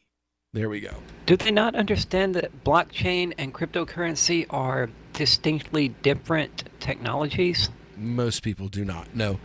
I mean, cryptocurrency, yeah, but they should. Says, let's see, its decentralized nature, coupled with its security and transparency, makes it possible for unprecedented applications for NGOs, particularly in the management of donations, both on the part of the donor and the recipient. Thanks to the blockchain, Wikimedia France becomes one of the first organizations that will soon allow its donors to support projects with any digital currency. Okay, now I want to see how that's done, because last I heard there was a $50,000 or $50 million bounty on anyone that could create a universal crypto wallet. Let me see if I can look that up. Chris, you have something? Yeah, I mean, that presumably means it supports all the cryptocurrencies, and I can't conceive of how that would work. Blockstack and Shapeshift offer $50,000 to anyone who can come up with a universal wallet. All right, how many cryptocurrencies do we currently have? A lot. I mean, isn't Coinami essentially a universal wallet? No, not really, because there are still plenty of coins that you can't get on Coinomi. It seems like... But I mean, it's about as universal as you can get. You can carry a lot of them. You can carry them on Coinomi, but you can't actually get them. Sure, it seems like a crazy, insane task given the number of cryptocurrencies out there to support every single one. Well, they're saying if you can do it, that they'll just give you $50,000. That's not enough. I know it's not. I'm sure you're going to make a whole lot more on top of that. They're just saying here's a little taste. On Free Talk Live, we're bringing people to the ideas of liberty every day. From wrestling superstars like Glenn Jacobs. You guys really are having an impact, I believe. Like I said, a lot of where I am now is due to listening to Free Talk Live. You changed my mind on some very important issues years ago. To random people tuning in on the radio. I was kind of stuck in the left-right paradigm. I heard your show by chance on a Saturday night. From there, I went on, joined the Free State Project, and become an amplifier. So, I mean, that's really the reason why I amp is because I know that if it wasn't for you guys being on as many stations as you are, I never would have found the ideas of liberty. Your AMP will directly change more lives by getting Free Talk Live in front of people looking for talk radio online and on the air. When you AMP Free Talk Live, you get perks like access to the AMP-only Facebook group and AMP podcast. Visit amp.freetalklive.com. The new 4th edition of Healing Our World, The Compassion of Libertarianism, will take your understanding of liberty to a deeper level and has over 1,300 updated references, new cartoons, and a foreword by Dr. Ron Paul. With discounts for multiple book purchases, the 4th edition of Healing Our World is a great gift for the liberals, pragmatists, environmentalists, and Christians in your life who think libertarianism is cold-hearted. Get yours today at healing.freetalklive.com and use promo code FTL for a $5 discount. The Free State Project has reached its goal of 20,000 liberty lovers who've pledged to move to New Hampshire and get active to achieve liberty in our lifetime. Perhaps you're trying to figure out what part of New Hampshire should be your destination. If so, consider Keene. You'll find more than 150 reasons to move to Keene at move.freekeene.com. Keene is famous for its historic, publicity-generating activism, as well as being the liberty media capital of the world. It's home to freekeene.com, New Hampshire's destination for liberty activism, news, and opinion. For years, we've been compiling over 150 reasons to move to Keene at move.freekeene.com, where you'll learn about some of what's happening here and what makes Keene a great place to live. If you love liberty, you'll probably enjoy anywhere you end up in the Shire. But do your due diligence first. Please visit move.freekeene.com for the full list of over 150 reasons to move to Keene. That's move.freekeene.com. Now that you've found the Liberty Radio Network at LRN.FM, you may want to help expose others to our great programs. To assist you in doing so, you'll find resources at promote.lrn.fm, including details on how to get a free bumper sticker, quarter-page flyers you can print out and distribute, banners for your website, as well as files that will allow you to make your own custom banners and graphics. Visit promote.lrn.fm and help bring new listeners to the Liberty Radio Network. That's promote.lrn.fm. This is Michael Dean from the Freedom Fiends. I've run websites since 1996 and have used over a dozen web hosts in that time. AgristHosting.com is the only one that hasn't broken my heart. Agrist Hosting's uptime and service is stellar, and their DDoS mitigation is the best I've seen. That's important because if you tell the truth in this world, you'll ruffle feathers. And some people will try dirty tricks to silence your voice. No matter what the haters hit us with, Agrist Hosting keeps our websites online. If you have a mission-critical commercial presence or a world-changing activism site, you cannot tolerate any skullduggery. So go with agristhosting.com. Have a WordPress or blog site, but you're not satisfied with performance or uptime? Or just want raw hosting? Want to pay with Bitcoin? Agrist Hosting specializes in high-performance hosting with personalized service. Go to agristhosting.com and click on the button that says Get Hosted. That's agristhosting.com.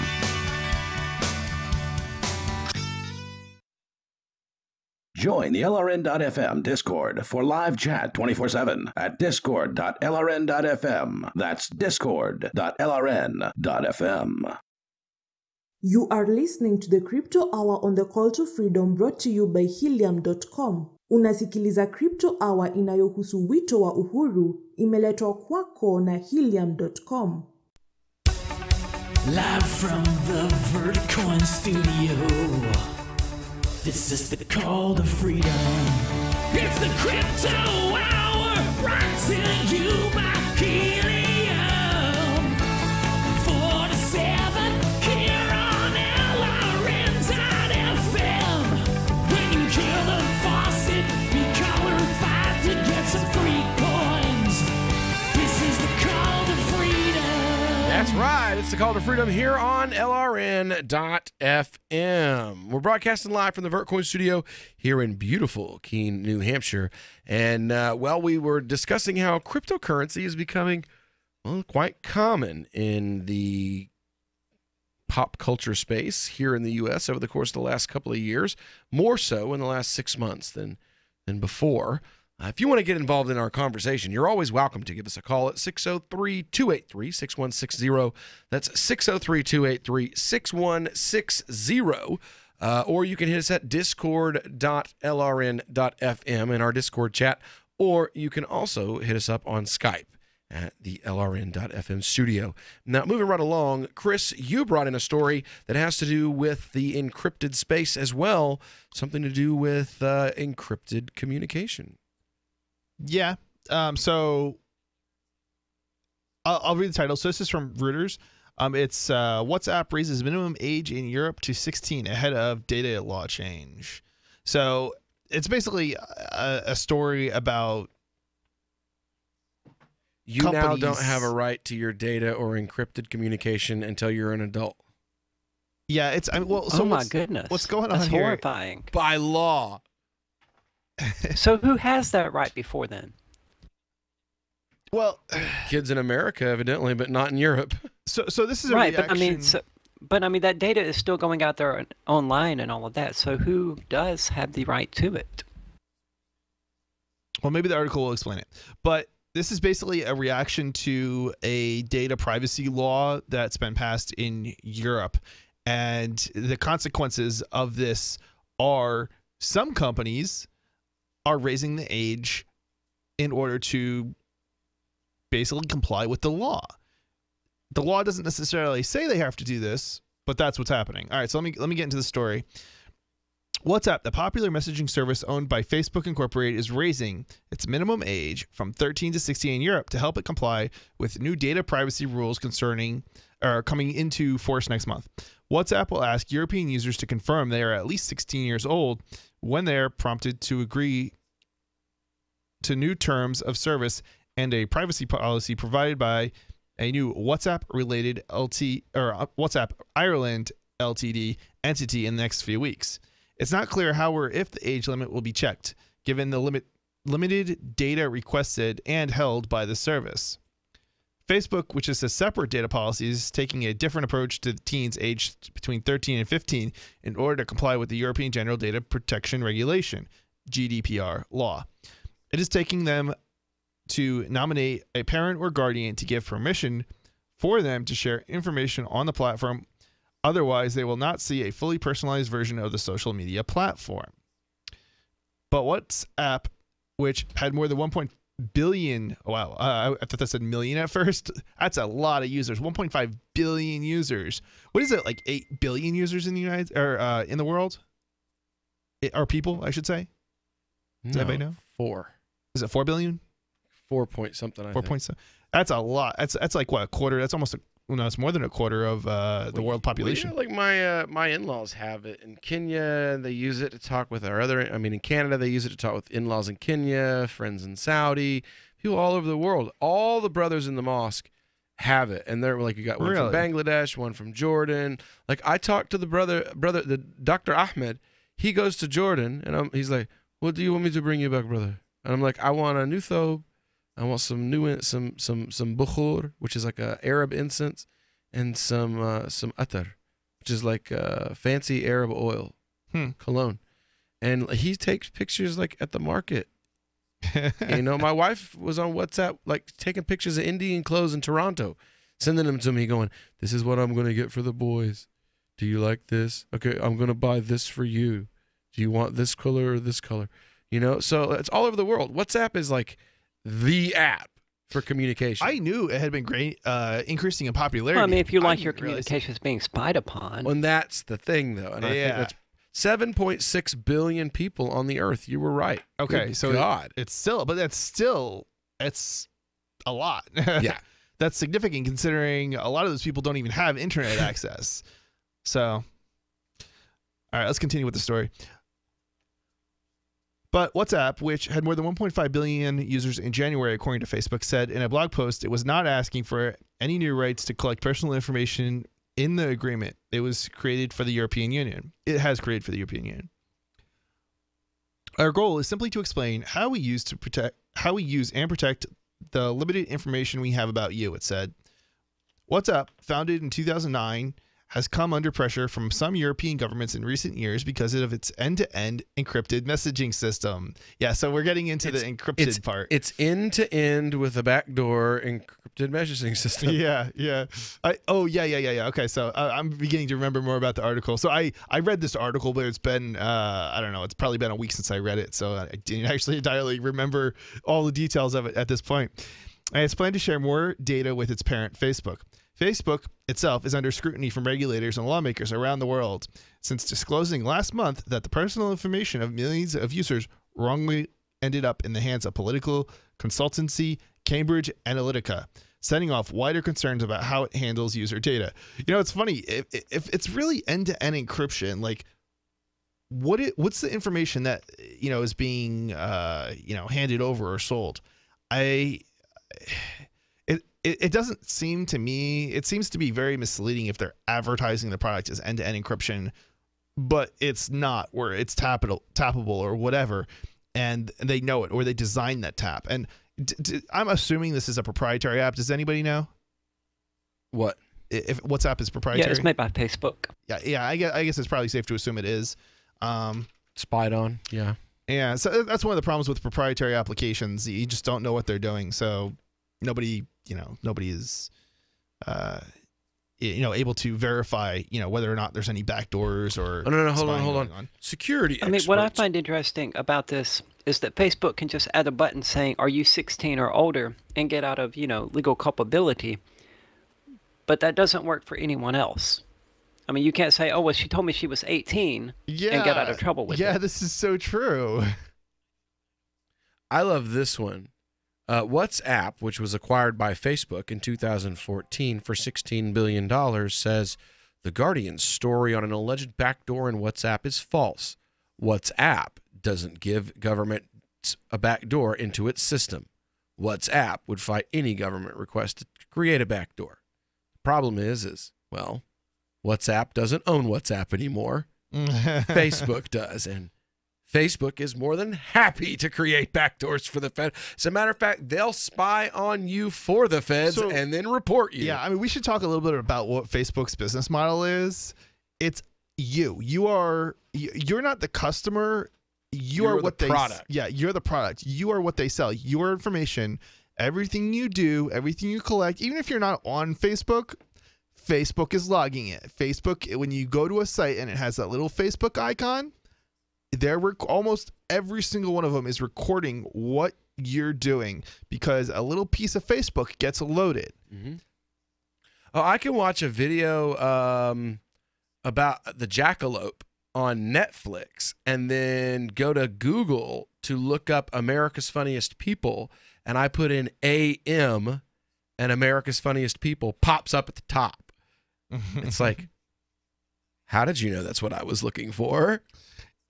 It's creepy. It's very creepy. Yeah. Like, I'm talking to my wife, like, oh, there used to be this awesome show called America's It's so Funniest easy to prevent, People though. That blah, blah, blah, blah, blah, and this is where it comes from, and that's where the jackalope in American culture, and blah, blah, blah. And she's like, what? And I'm like, oh, let me find the show for you. And then it's like right there. It's kind of, I don't like the fact that my TV is probably listening to me and my wife have conversations with each other. Anyway, when we get back, we're going to continue on with this story about WhatsApp and the new laws in Europe. Cell 411 is a free app for Android and iOS that replaces government-controlled 911. Cell 411 allows you to preset a group of friends or private organizations to show up at any emergency. Cell 411 is a nightmare for the state because it proves their so-called services aren't needed. Cell 411 has had thousands of installs, and of course it's covered by the BIPCOT no government license. Cell 411 because your friends won't shoot you when you're in trouble. Without the government, who would build the emergency services? You and Cell 411. Get it today at getcell411.com. Is spreading the message of liberty, cryptocurrency, and peace around the globe worth $2 per month to you? As you may already know, in addition to our internet feed, LRN.FM broadcasts on free-to-air satellite across North and Central America, as well as Sub-Saharan Africa. And we've been available on satellite for free 24/7 since 2010. The LRN.FM free-to-air satellite signal is reaching some of the most oppressive regimes in the world, and there's no doubt our ideas are making an impact. You can learn more about the channel's impact by watching the 3-minute video at fund.lrn.fm. If you'd like to help free minds globally with our ideas of liberty, cryptocurrency, and peace, you can donate as little as $2 per month via fund.lrn.fm. You can help us continue and expand our satellite broadcast to multiple continents. Visit fund.lrn.fm today, and thank you for your help. Don't forget to share the link on social media. That's fund.lrn.fm. LRN.FM is proud to announce our official listening apps for Android and iOS devices. Now you can easily tune into our streams anywhere, anytime on your smartphone or tablet. Just visit apps.lrn.fm or search for LRN.FM in the Android or Apple app stores. Please download, rate us 5 stars, then share the link on your social media, and let your friends and family know how you're listening to LRN.FM. Download it now, free, at apps.lrn.fm. We've all heard about blockchain assets like Dogecoin, Ether, and Ripple. Bitcoin isn't the only player in the blockchain game any longer. And for those of us wondering how to get our hands on these digital assets, finally, there's a solution. Shapeshift.io allows you to buy and sell between your digital assets and Bitcoin instantly between your own digital wallets. I've used it with ease. Shapeshift.io. There's no account or email address needed. You send them the crypto you want to sell. They send back the crypto you want to buy. It's that easy. Shapeshift.io. There are lots of ways to listen to Free Talk Live. Our podcast has been around since podcasts began, and now the FTL feed is loaded with content besides our full show archives. Did you know that we make it easy for you to customize your podcast subscriptions? We have different feeds, one that includes only our full shows, one with just the Daily Digest, and one with just the Edgington Post. You decide what you listen to. It's quick and easy to customize your feeds at feeds.freetalklive.com. That's feeds.freetalklive.com. My fellow sheep, election season is upon us. Are you one of the 12% of Americans who still approves of our government? Then we need your help to force the other 88% into compliance. Our democracy depends on it. We're an organization called Citizens Against Too Much Unfettered Freedom, or CATMUF. CATMUF is a bipartisan flock of sheep whose goal is expanding government until nothing else remains. Because the government is here to help you. How can you help CATMUF help you? By only voting for candidates dedicated to expanding government. It's easy. You don't need to study the issues. No matter what a politician says when running for office, they're all dedicated to expanding government. And make sure you tell all your friends and family to vote for more government. Here at CATMUF, we don't care if you vote Democrat or Republican, as long as you vote for candidates committed to growing our federal family. CATMUF. Because folks just aren't smart enough to handle real freedom. You're listening to the best liberty-oriented audio streamed around the clock, on the air, and online. This is the Liberty Radio Network at LRN.FM. You are listening to the Crypto Hour, brought to you by Helium.com, on the call to freedom, on LRN.FM. أنتم تستمعون إلى The Crypto Hour. يقدم إليكم برعاية Helium.com على برنامج نداء للحرية على LRN.FM.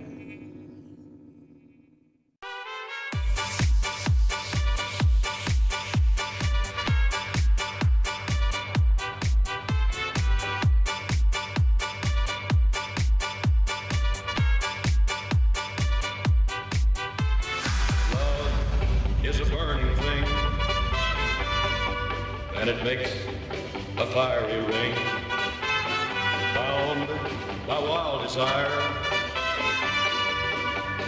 I fell into a ring of fire, fire, fire, fire, fire, fire, fire, fire, fire, fire, fire, fire, fire, fire,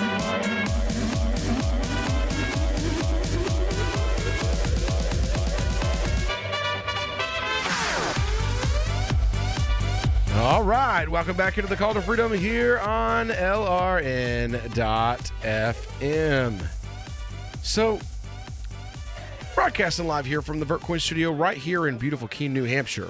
And, it's a beautiful community. It's a great opportunity for you to spend some crypto, to hang around with some other liberty-minded folks, to some other crypto folks, do a little crypto tourism. And there's another really good chance for you to do so coming up soon. You can join liberty-minded voluntarists, anarchist activists, and libertarians this summer from June 14th through June the 18th for Fork Fest 2018 at Rogers Campground in the White Mountains of New Hampshire. Fork Fest is a fork of other camping parties in the woods, and you're invited to come and create whatever experience that you would like others to have. Forkfest is decentralized, which means no one's in charge, so it's up to you to create what happens. Or you could simply relax and go camping with some other liberty lovers in the woods. head over to the website, forkfest.party, where you can join the discussion in the forum or the Telegram chat group. Again, that's forkfest.party. Now, coming back, we've been talking about WhatsApp and how they are changing their rules based on a new law written in Europe that basically says if you're under the age of 16, you don't have a right to encrypted communication? That's not what the law says. This is the reaction to the law. So it's the unintended consequence of the law. Yeah, this is the unintended consequences is basically what it is. But yeah, there's I wish we had an article here specifically on the GDPR, this legislation, because there's a lot more to this than what's in this particular story.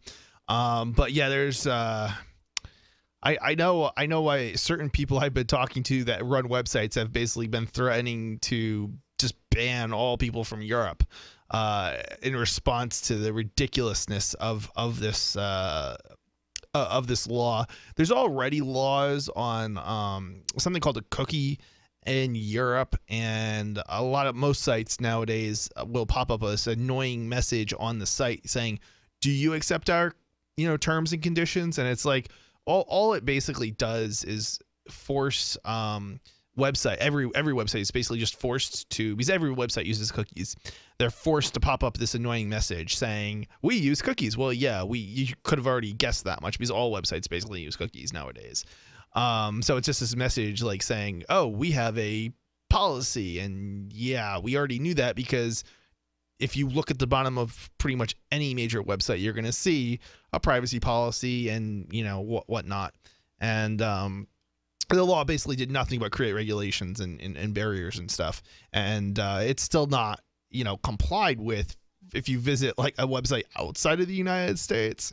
But this law actually, so one of the things I remember about this specific law that's just bizarre or disturbing is that they're actually going their claim is that they're going to try and go after people who are not in Europe in terms of enforcement, which is really interesting because they're going outside of their jurisdiction in order to they claim that they're going to go outside of their jurisdiction in order to enforce it. So even though your website doesn't even operate in Europe, you don't have any companies in Europe, you don't have any people in Europe, they're still going to try and enforce these privacy regulations on you. We'll see what happens. Anyway, let's go back into the story. So WhatsApp's minimum age of use will remain 13 years in the rest of the world, in line with its parent. So basically they're saying this is only going to apply to those in Europe where this law applies, which is actually interesting because they said they're going to try to apply it to companies that are not in Europe. So I wonder if that means they're going to try and go after Facebook as a result because it's not being enforced worldwide. I don't know.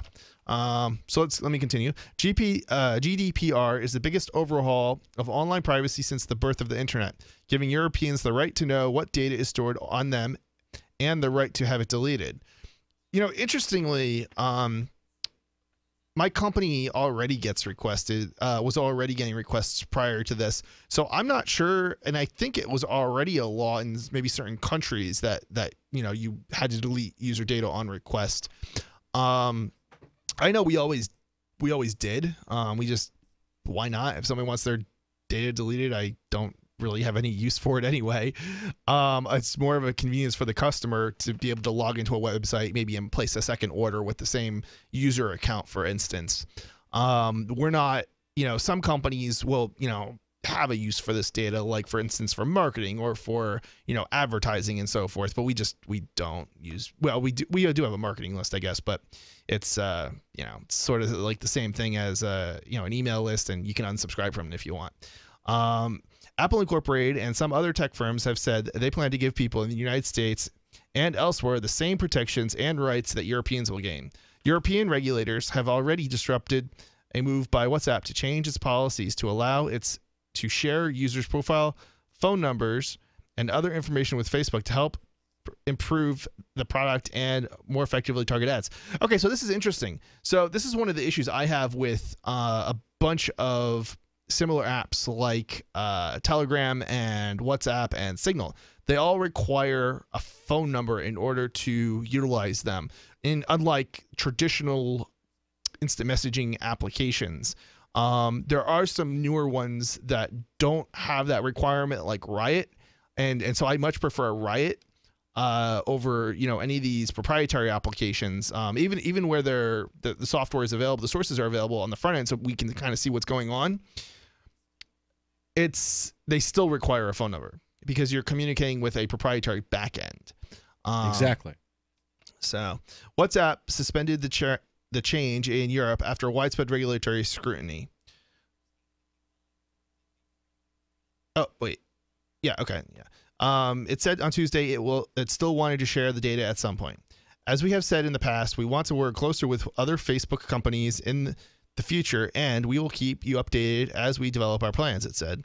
Other changes announced by WhatsApp on Tuesday include allowing users to download a report detailing the data it holds on them, such as the make and model of the device they used, their contacts and groups, and any blocked numbers. This feature will be rolling out to all users around the world on the newest version of the app, it said. The blog post also points to safety tips on the service, such as the ability to block unwanted users and delete the report spam. One of the other things I think is kind of interesting about these changes in the law is and how it affects backups, and redundancy and such things. So, I mean, normally for people who don't know, when you have a server and you've got important data on it, if that server, like say a hard drive dies, for instance, you don't want to be out of business. You want to be able to replicate that data and copy it back onto the server or onto a new drive. So when you delete your data, so to speak, from a company's servers, you're probably not deleting it from the backup as well, because the backup, there's something called an offline backup, in addition to something called RAID. RAID is basically the duplication of the data on the hard drive. It's live, so if you deleted one copy, you're deleting the other copy. But what about the backup, the offline, off-site backup? I don't know, but it's an interesting question. Are you not allowed to have an off-site backup anymore? Kind of sounds like it. Does that mean the servers are all going to go down? Are you going to undermine all of these major companies? All right. Well, when we get back here, Crypto Hour is over. We'll be coming out with all of today's biggest news when we get back here on the Call to Freedom on LRN.FM.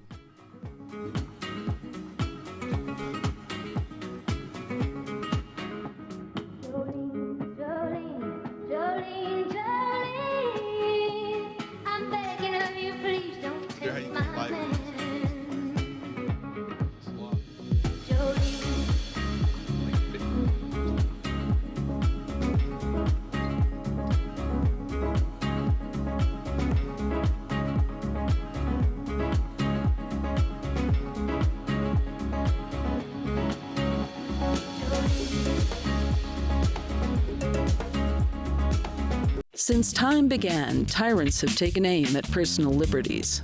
Now there's a movie that aims back. The government has no more right to tell us what to put in our bodies than they have to take our guns or tell us what books we can read. 6 drug police were eaten by bears while raiding a marijuana farm. On your knees, you dirty hippies! Jesus. On your knees! What's the problem, officer? Today, many cops who enforce pot laws do so only because it provides them with cushy jobs, good benefits, and a chance to push people around. I was an undercover narcotics officer. The drug war is nothing but a farce. The Second Amendment says you got to keep you and your gat intact. Guns and Weed, The Road to Freedom. A film by Michael W. Dean and Nima Vadadi. DVD available now at gunsandweed.com or on Amazon. That's gunsandweed.com. Makes the perfect gift. Remember, that's gunsandweed.com. LRN.FM now has a Discord. Discord is a free text and voice chat platform, and we now have our own server with a bunch of channels at discord.lrn.fm. You can join other listeners as they chat about various things during our live shows, or anytime, day or night. Discord software is available cross-platform, so you can have it on whatever device you want and take your chats anywhere. Join our Discord at discord.lrn.fm. That's discord.lrn.fm. When you hear the word lobbyist, you probably think about greedy corporations, but not all lobbyists are the same. Some are fighting for the freedoms you hold dear. Liberty Lobby LLC is doing just that in New Hampshire, working hard to represent you, not some special interest group. You can help by going to libertylobby.info, where your contribution will give us the tools we need to ensure that your voice is heard. Visit libertylobby.info today to find out more. More of the Call to Freedom is coming up next, live after the news on the Liberty Radio Network at LRN.FM. From Keene in the Shire, the Liberty Media capital of the world, this is Daryl W. Perry, host of FPP Radio News for Tuesday, May 1st, 2018. Silver is trading at $16.28 per ounce. Gold is valued at $1,307 per ounce. Zencash is trading at $37, and the average price of Bitcoin is $8,928. Antiwar.com reports unnamed Iranian officials were quoted in the Tasnim news agency denying reports Monday that an overnight Israeli attack on Syria hit Iranian bases and killed mostly Iranians. They said the claims were baseless and that no Iranians were killed at all. The Israeli attacks began Sunday night with bunker-busting missiles hitting arms depots in Hama and Aleppo provinces. The strikes destroyed some 200 missiles and killed between 16 and 26 people, according to various accounts. Those accounts all claim the majority of the slain were Iranians. This discrepancy may be because Iran and Western media have different definitions of what constitutes an Iranian. Tasnim's comments appeared to make clear that none of the slain were Iranian military advisors who were deployed in Syria. Israel claims Iran has 80,000 fighters in Syria, though, and the vast majority of them aren't really Iranians. Rather, the habit has been to portray Shiite militia members supporting the Assad government as Iranians, even though large numbers are from Iraq, Pakistan, and Afghanistan. It may be that militia members were killed in the strike. The Israeli strikes were so big and caused such an explosion that they actually registered as an earthquake of 2.6 magnitude in Hama. Israel has yet to officially comment on the attack, which is not unusual. Syrian state media accused U.S. and British missiles of being fired during the salvo from Jordan. That appears not to have been the case, however. The Israeli strike may be less about targeting anything in particular than about testing their ability to keep attacking Syria. After the U.S.-led attack on April 13th, there was growing expectation that Russia would limit everyone's ability to strike Syria, including Israel's. Israeli Defense Minister Avigdor Lieberman said over the weekend that freedom of action in attacking Syria was vital to Israel and that it would be maintained at any cost. This attack may amount to Israel attacking just to see what reaction, if any, they get from Russia. Russia is in the process of delivering S-300 missiles to Syria, which will greatly enhance their air defense capabilities. In addition to testing reaction, Israel may be also hitting a site they believe will be harder to hit when the S-300s arrive. For over 40 years, Roberts & Roberts Brokerage has been a trusted source for buying and selling precious metals. Gold, silver, platinum, and palladium. They don't feed the banks. They're Bitcoin preferred and have removed the minimum purchase amount for all orders paid in the digital currency. Call Roberts & Roberts Brokerage today for knowledgeable advice on buying and selling precious metals and a forward-thinking approach to new technologies. 800-874-9760 or visit online at rrbi.co. UPI reports former Alabama Senate candidate Roy Moore filed a lawsuit on Monday claiming the women who accused him of sexual assault sought to defame him as part of a political conspiracy. The suit, jointly filed with his wife Kayla Moore, names 3 women who made accusations against Moore, including Lee Korfman, Beverly Young Nelson, and Tina Johnson as defendants, as well as 2 other people. The lawsuit claims Korfman, Nelson, and Johnson were the only women to accuse Moore of improper conduct and did so with the intent of derailing his Senate campaign. Zencash is an end-to-end encrypted system with zero-knowledge technology over which communications, data, or value can be securely transmitted and stored. Zencash has one of the most distributed node systems of any cryptocurrency. Zencash is a platform for cryptocurrency and communications built by voluntarists for voluntarists, with the ideas of voluntary interaction being written into the white paper no less than half a dozen times. Learn more at zencash.com. Reuters reports Arizona school teachers vowed to continue their walkout over salaries and school funding on Tuesday as lawmakers considered a proposal advanced by the governor and legislative leaders for ending the latest in a string of statewide protests by U.S. educators. Arizona's strike has kept the vast majority of its 1.1 million school children out of classrooms since teachers walked off the job last Thursday. It follows similar walkouts by teachers in West Virginia, Kentucky, and Oklahoma that marked the first statewide U.S. teacher work stoppages since the 1990s. Thousands of red-clad Arizona teachers flocked to the state capitol in Phoenix for a third day on Monday to press the legislature for greater education spending as lawmakers opened talks on various state budget proposals. Arizona Governor Doug Ducey last week announced a deal with legislative leaders to raise teachers' pay by 20% by 2020, along with $371 million in new funding over the next 5 years for improvement in school infrastructure, new school buses, and upgrades to technology and curriculum. This has been FPP Radio News. Online at fppradio.com. Our very own Tracy met farmer Ray Kimball, who says that his horse, Franklin, has the ability to speak full sentences. When did you first realize he could talk? Well, I'd hear him saying things when I was sleeping, and then I'd go out to the barn and we'd have some real conversations. Can we talk to Franklin?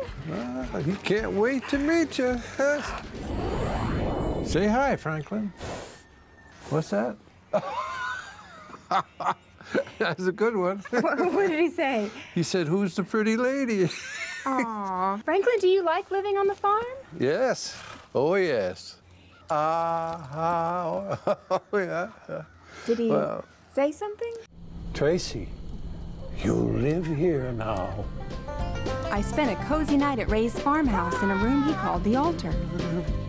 I learned that the farmer has a whole lot more on his mind than just a talking horse. You are my beloved. This is the Onion News Network. You're listening to The Call to Freedom on LRN.FM. تستمتعون إلى برنامج نداء للحرية مباشرة على LRN.FM.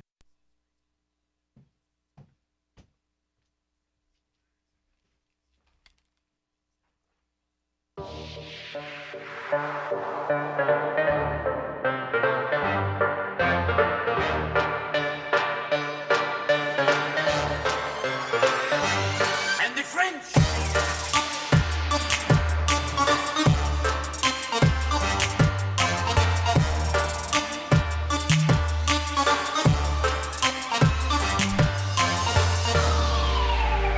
All right, welcome back here to the Call to Freedom here on LRN.FM. Coming up on the last hour of this Tuesday afternoon ride home broadcast, coming to you live from the VertCoin studio. Now, I've got in the studio with me, I've got Mr. Chris Wade from ThinkPenguin.com, and I also have, well, Miss Aria Demezio of CryptocurrencyCheck.org. And we're moving on to the next portion of our show. We are going to be doing a little celebrating. Did somebody just die in the other room? Sounded like it. It's time for a little celebrating. Today is May 1st, so that means Happy Communism Day! Woo!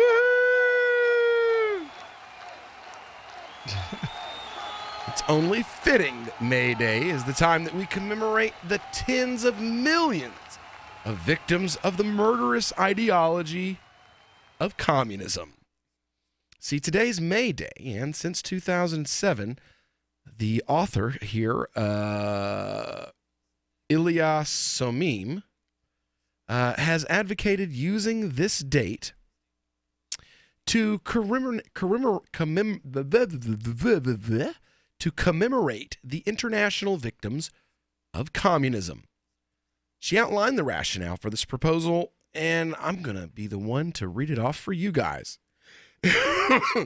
See, May Day began as a holiday for socialists and labor union activists, not just communists. But over time, the date was taken over by the Soviet Union and other communist regimes and used as a propaganda tool to prop up their authority. I suggest we instead use it as a day to commemorate these regimes' millions of victims. The authoritative Black Book of Communism estimates the total at 80 to 100 million dead, greater than that caused by all other 20th century tyrannies combined. Let's see here. It's equally appropriate to commemorate the deaths of the victims of the 20th century's other great totalitarian tyranny, but we have Holocaust Memorial Day already for that. I think May Day should be used to commemorate these dead. Our comparative neglect of communist crimes has serious costs. Victims of Communism Day can serve the dual purpose of appropriately commemorating the millions of victims and diminishing the likelihood that such atrocities will recur. I'm just going to call BS on that because there have been multiple Holocausts that have happened since the Holocaust, with or without a museum or a day of remembrance. Just as Holocaust Memorial Day and similar events promote awareness of the dangers of racism, anti-Semitism, and radical nationalism, so Victims of Communism Day can increase awareness of the dangers of left-wing forms of totalitarianism and government domination of the economy and civil society. Now, I think it's a great idea, and it sounds really like awesome, pie in the sky and stuff, but radical nationalism was elected to the presidency about 2 years ago. Did this guy get lost? Yeah, I was thinking the same thing. This is a problem with socialism. This isn't specific to communism, and we have socialism in the United States, and we have it in Europe, and certain countries are more so than others. But at the end of the day, it comes down to a government at the barrel of a gun are going to take your money, or they're going to take your life, or they're going to kidnap you and put you in a little cell and re-educate you. Yep. Which has happened. The re-education. That's funny. Lauryn Hill has a CD called The Re-Education of Lauryn Hill. And then 15 years later, she was arrested and tried and convicted and sentenced in America to re-education. Wow. That's some irony there. Yeah, when we're talking about this, I think of I'm terrible with names. Do you remember the two people up in northern New Hampshire that I believe were thrown in prison, and they're still in prison to this day for not paying taxes? I believe it was. No idea. Yeah, it was an interesting story. Talking about Schiff's dad, because Schiff's dad died in prison. I don't know. I know there was speculation that there was some sort of explosive device planted in the yard, and they basically, I guess the state or the feds, they took the house and they couldn't get rid of it. They couldn't unload it. And I just thought, how similar is this? These people they're going to spend the rest of their lives in a tiny cell. And this is a victim. This is basically a victim of these socialist policies. Mm-hmm. Yeah, it's just the way things are now. Yeah. Communism is most closely associated with Russia, where the first communist regime was established. It had equally horrendous effects in other nations around the world. The highest death toll for a communist regime was not Russia, but in China. Mao Zedong's Great Leap Forward was likely the biggest episode of mass murder in the entire history of the world. In terms of comprehensive state control over society and suppression of civil liberties, Soviet communism fell short of even the more thoroughgoing totalitarianism of Cambodia's Khmer Rouge and North Korea. Last November marked the 100th anniversary of the Bolshevik seizure of power in Russia, which led to the establishment of the first ever communist regime. On that day, never mind. For the most part, you cannot ascribe where was it? This is most horrors perpetuated by communist regimes were intrinsic elements of the system. For the most part, they cannot be ascribed to circumstantial factors such as bad leaders, peculiarities of Russian and Chinese political culture, or the absence of democracy. The latter probably did make the situation a little worse than it might have been otherwise, but for reasons I've explained this author has explained elsewhere, some form of dictatorship or oligarchy is probably inevitable in any socialist economic system in which government controls nearly all of the economy. While the influence of communist ideologies declined since the mid-20th century's peak, it's far from dead. How does he come to that conclusion? There are more than ever, at least here in the United States. Well, I think he's talking about active like when Russia fell, half of the communist governments of the world disappeared, and the U.S. may be overrun with tankies before the Soviet Union fell. What? A lot of the Soviet satellite states fell before. Well, that's what he's saying. The is Soviet that Union fell. With the fall of the Soviet Union and the European communism, the biggest chunk of communism's power disappeared with that. As far as like state power, I mean, America may be overrun with tankies right now, but America's been overrun with tankies since the 60s. College kids are tankies. It's what happens. Like. It was the days of rage in the 60s where the cops kicked the living piss. I mean, it was a horrible thing, but they were also terrible. I mean, even then, like you have Black Lives Matter is like, we don't want these white idiot liberals speaking for us. Even in the 60s, they were like, the Black Panthers were like, no. The Weather Underground and SD, we don't want those stupid white kids speaking for us.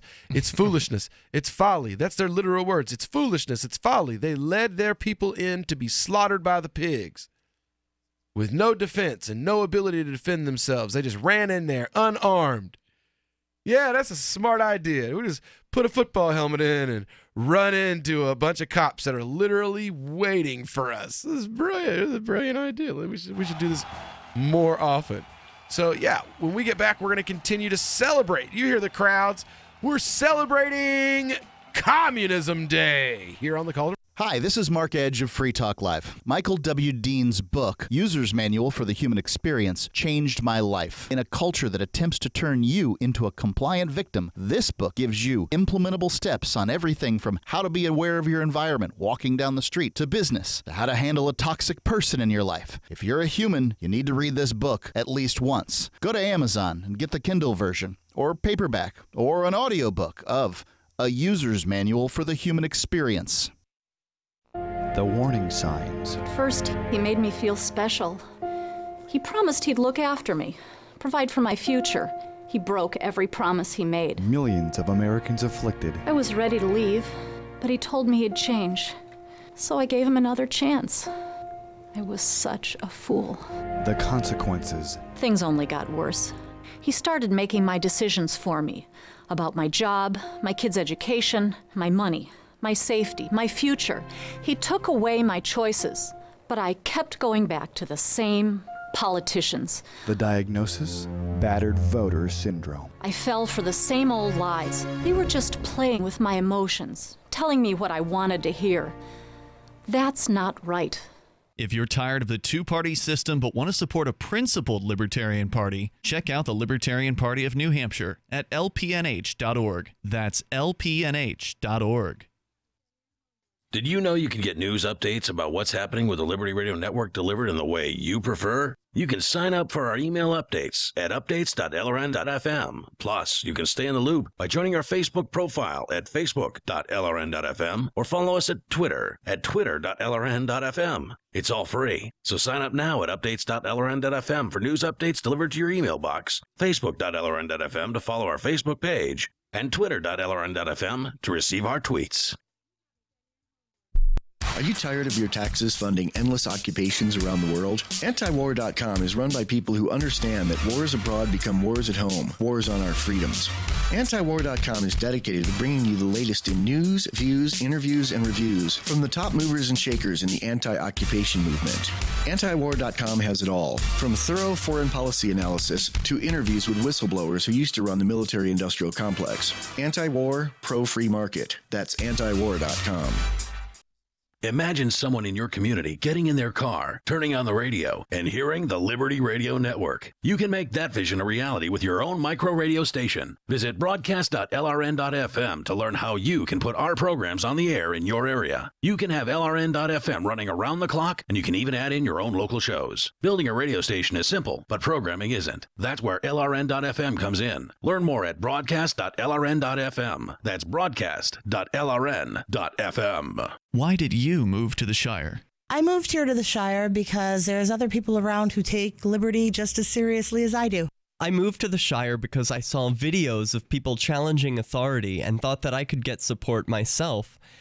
It called to me, like, do this right now. I wanted to be around people like me who got it, and once I got here, I knew there was nowhere else that I wanted to be. I've always wanted to change the world, so I moved to the Shire to join people who were actually working towards doing the same thing. The people here are awesome, loving, and positive. It was for the adventure and for the feeling of something important is happening here, and I just wanted to come to sort of be part of that. Visit ShireSociety.com to read and sign the Shire Society Declaration and learn the reasons why, if you love liberty, you should immigrate to the Shire. Plus, add yourself to the Shire map at ShireSociety.com. That's ShireSociety.com. Do you love Twitter? Make sure you favorite the LRN.FM Twitter account so you can receive our tweets at twitter.lrn.fm. That's twitter.lrn.fm. You are listening to the Call to Freedom on LRN.FM. आप सुन रहे हैं स्वतंत्रता की पुकार सिर्फ और सिर्फ LRN.FM पे. Oh, you don't know? He's a communist. He's a communist. He's a communist. Oh, you don't know? He's a communist. He's a communist. You haven't done your homework, buddy. I just want to know what you mean. Oh, I know what I mean. All you have to do is study it out. Just study it out and you'll see.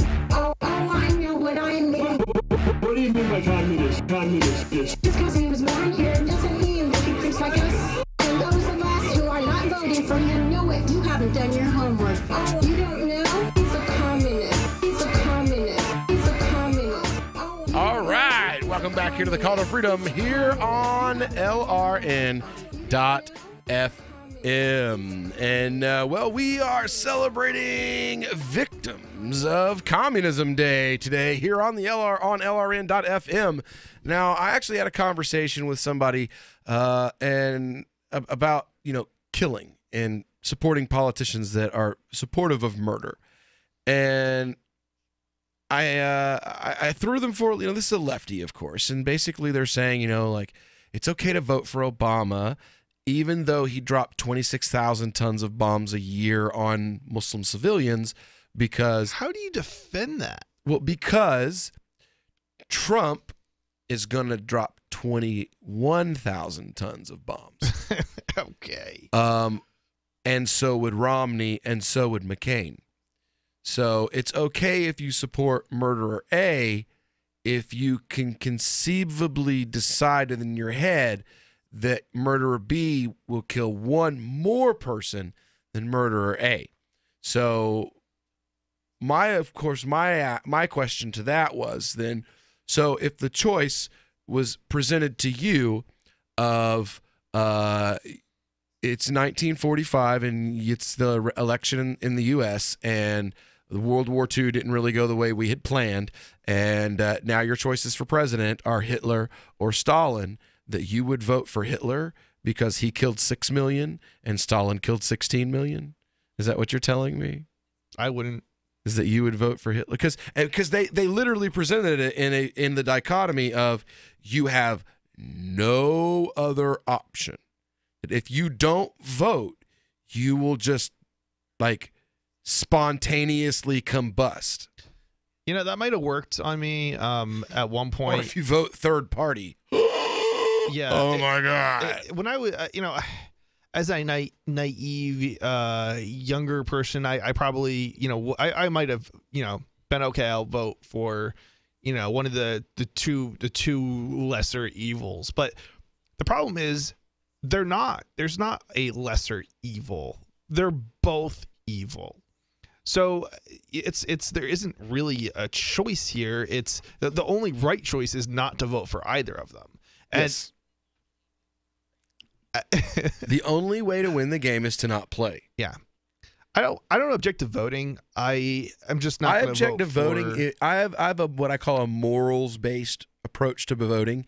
If you know conceivably that the politician you are voting for will increase the suffering or oppression of a person in your community, you can't vote for them. So if you've got like a Bernie Sanders, you can't vote for him because you know he is going to want to steal more from your neighbors.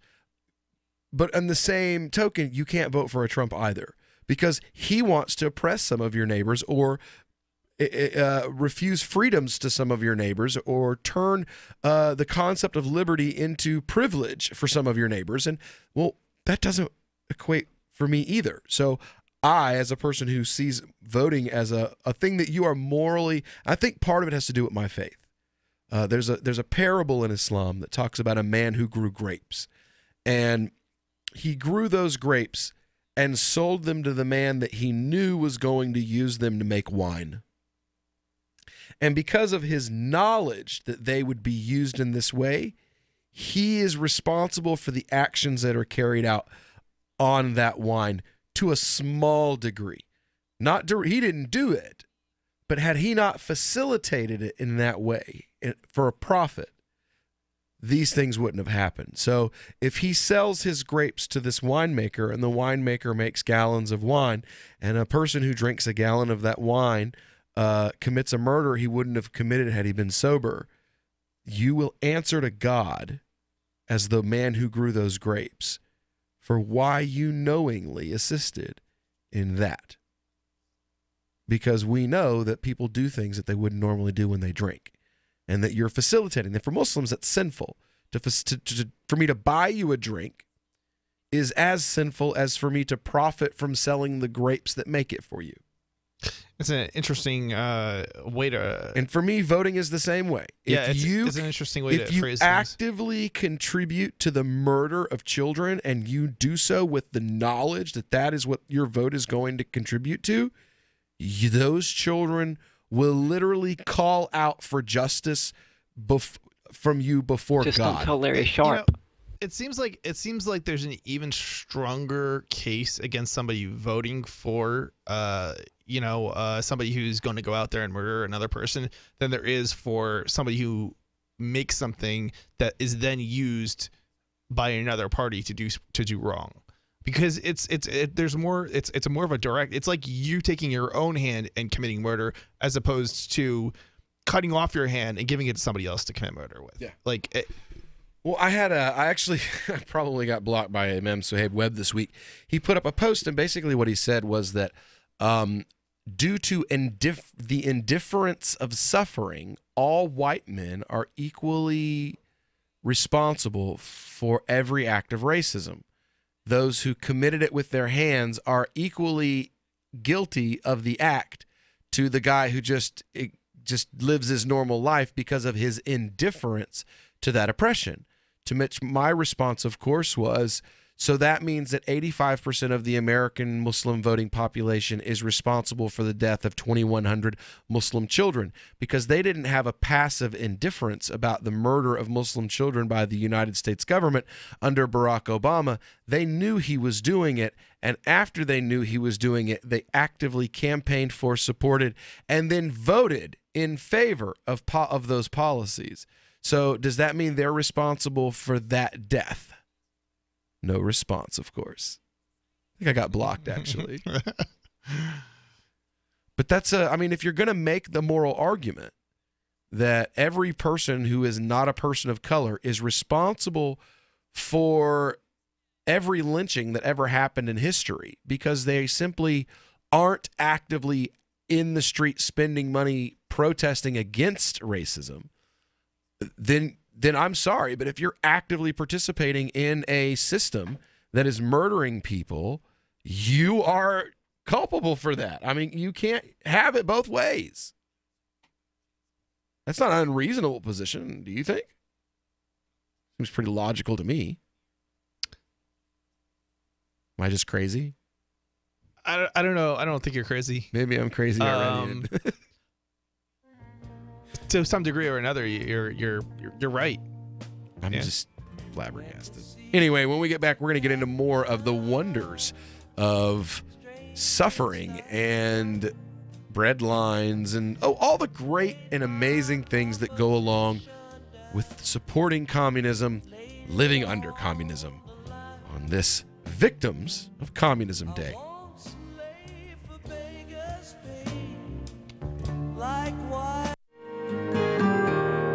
So the protection of life, liberty, and property is what the Free State Project is all about. But it's an effort to move 20,000 people who understand. It's about demonstrating to the entire country that, yeah, we can have a free market, a truly free market. Making it just a freer, great place to live. It's the world's largest voluntarist libertarian community, and it's only getting bigger. That's amazing, to be able to move to a place where other people passionately believe in being free and independent. What the Free State Project is managing to do, though, is to put their money where their mouth is. It's physically getting up across the country and saying, let's go someplace and let's demonstrate the power of these ideas. There's a lot of kind of philosophy that surrounds liberty. There's a lot of thinking about it and talking about it. But here in New Hampshire, people are doing it. 101 Reasons Liberty Lives in New Hampshire, a documentary by Free State Project Early Movers. Watch it free at 101reasonsfilm.com. 101reasonsfilm.com. Radio is the most personal of mediums. I exist right now in your head. If you listen to Free Talk Live regularly, you know me. Free Talk Live is on more than 160 radio stations around the U.S. and has been downloaded on every continent around the world. Hundreds of thousands of listeners with ad packages from $600 a month to $6,000 a month. Imagine what we can do for your business, project, website, or idea. Email me, mark@freetalklive.com. If you're looking for work, the person you are applying to is probably so swamped with applicants that he or she is tough to reach. So call early in the day, before 8 a.m., before the palace guards arrive. You'll need your prospect's direct number, and here's a sneaky way to get it. Suppose the company's main number is 555-5000. You should call 555-5012. When someone says, "Good morning, Pam Johnson," you should innocently say, "Oops, somebody here must have written this down wrong. I was calling for Tom Frederick. What's his direct number?" If the very next thing you hear isn't Pam giving you Tom's number, it may be, "Good morning, Tom Frederick." For more tips for job seekers and getting better results in all your day-to-day communication, hit survivalspeech.com. I'm Holland Cook. The three most important things you can do for LRN.FM are: 1. Let your friends know you're listening to LRN.FM on your social networking profile. 2. Buy the things you buy online through shop.lrn.fm. 3. Give $5 a month to the AMP program at amp.lrn.fm. It's my firm belief that the AMP program is the best use of your charitable dollar among liberty-oriented groups. Support all your favorite organizations, but make sure you give $5 a month to the AMP program at amp.lrn.fm. Free Talk Live. The people that fought the Korean War and, frankly, the Afghan War won because those people are the military-industrial complex. And what they wanted is they want things that go boom to go boom so that they can build more things that go boom. That the purpose of the war isn't freedom, it's not justice, it's not any of these higher concepts that, in fact, that the lives, minds, and bodies of the people that are going out there and fighting for these wars, that they are inconsequential to the politicians and so the people for whom they work. So you're saying the state won these wars, Vietnam and Afghanistan. The state won, but the individuals who fought the war, they're the ones that took the brunt of it. They're the ones that lost. That's right. And I totally agree. They do enough to make it seem like they're doing something and to keep us happy enough just to control it. Free Talk Live, 7 nights a week from 7 to 10 Eastern, live on the Liberty Radio Network at LRN.FM. You can put the Liberty Radio Network on the air in your area. Visit broadcast.lrn.fm to learn how. Broadcast.lrn.fm. You are listening to the Call to Freedom on LRN.fm. Unasikiliza wito wa uhuru katika LRN.fm. How much Amichis did you get?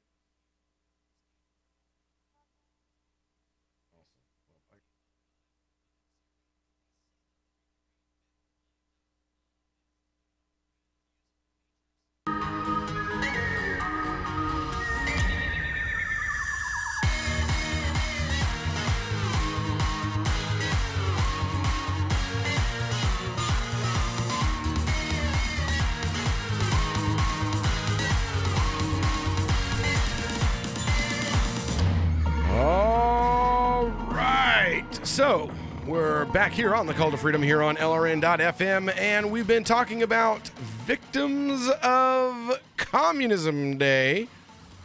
So, oh wait, you know what? I forgot. I was supposed to be playing the better one.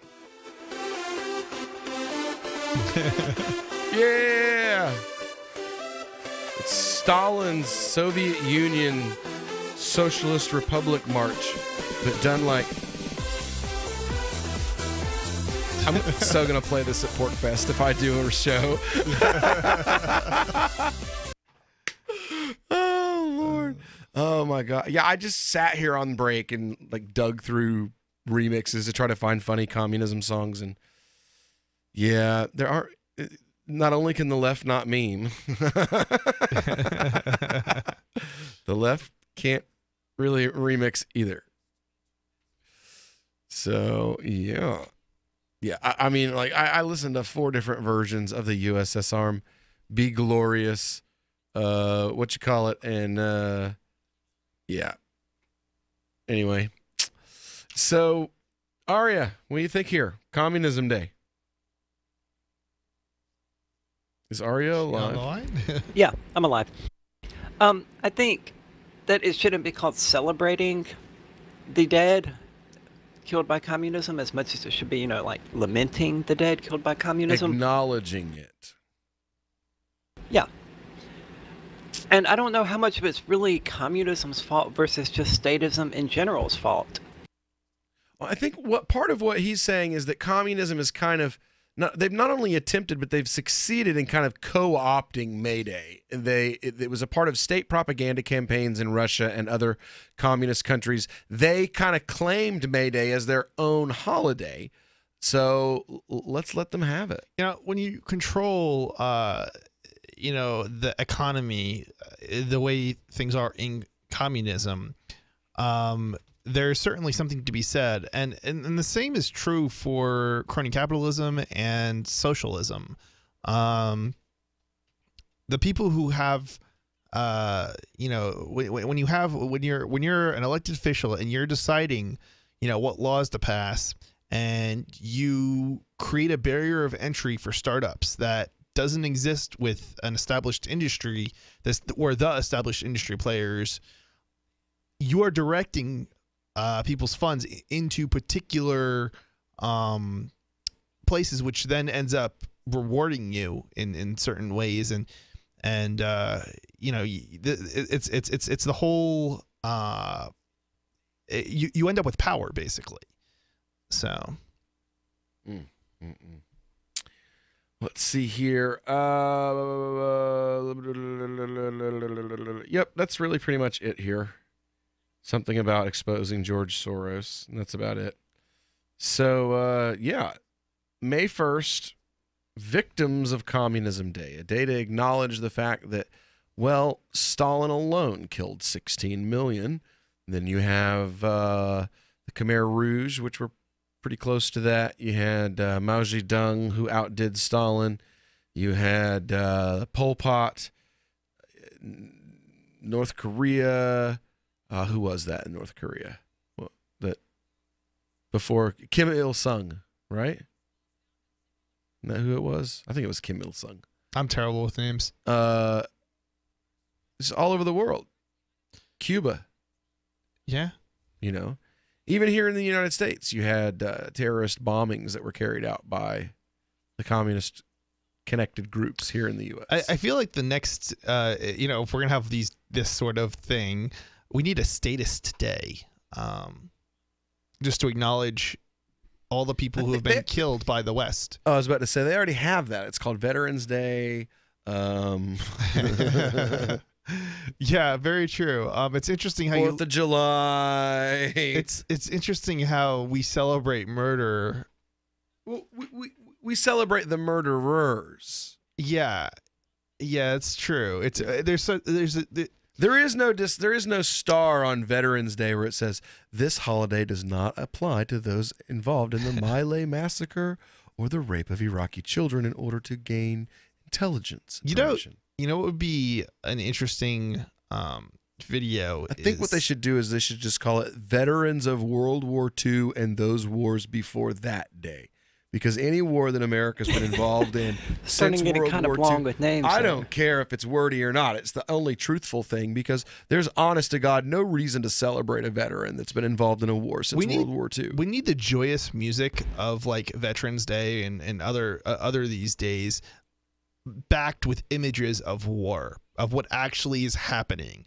You know, bombs being dropped on children, nukes going off, right? And you like see the aftermath of an imprisonment of people who object to your socialists' ideas and the redistribution of wealth and similar. I am. Well, I would even call it just the general destruction of wealth more than the redistribution. Sure. Because, I mean, it seems like that's all they managed to do is destroy whatever wealth any given population happens to have. Yeah, I don't know. I certainly think there's certainly an argument for redistribution too. I mean, all communism is radical redistribution, so that you take you take the elite 1% and you transfer all their wealth to a new elite 1%. I mean, I've watched and studied what happened with the Bolshevik Revolution. There's a huge loss. 4.5 years at this point now. Like just watching how Lenin did it, how Trotsky did it, and the way that it was done, the way rhetoric changed, how rules that were once, it was the same thing that they spoke about in an Animal Farm. How first, well, we shouldn't be taking these things that, these creature comforts, and it's like, well, Lenin can have them because he's Lenin. Well, Stalin and the people Stalin says can have them because you don't mess with Papa Joe or he'll kill you. But for everyone else, it's different. It becomes like this two-tiered system where you get rid of one two-tiered system that at least has well, I guess communism's better in the fact that there is no like wool being pulled. You can't fake it till you make it when it comes to communism. We're tyrants and we own it. Whereas, in America, the American system, America is a tyrannical system, but we go under the guise of, we drop special magical bombs on Afghanistan that have flowers on them and peace signs on the drones. They won't even pretty it up like that. They'll just kind of sort of deny it or overlook it. We'll call it a kinetic operations. We're not at war. We're not bombing those people. Those are kinetic operations. It's totally different. Oh yeah, what's the word? Collateral damage. I love it. I love it when they bomb children and they call it collateral damage. Women. They don't even call it collateral damage anymore. Collateral damage, you'll notice, is not a word they don't use it anymore. Interesting. Used at all. Wow.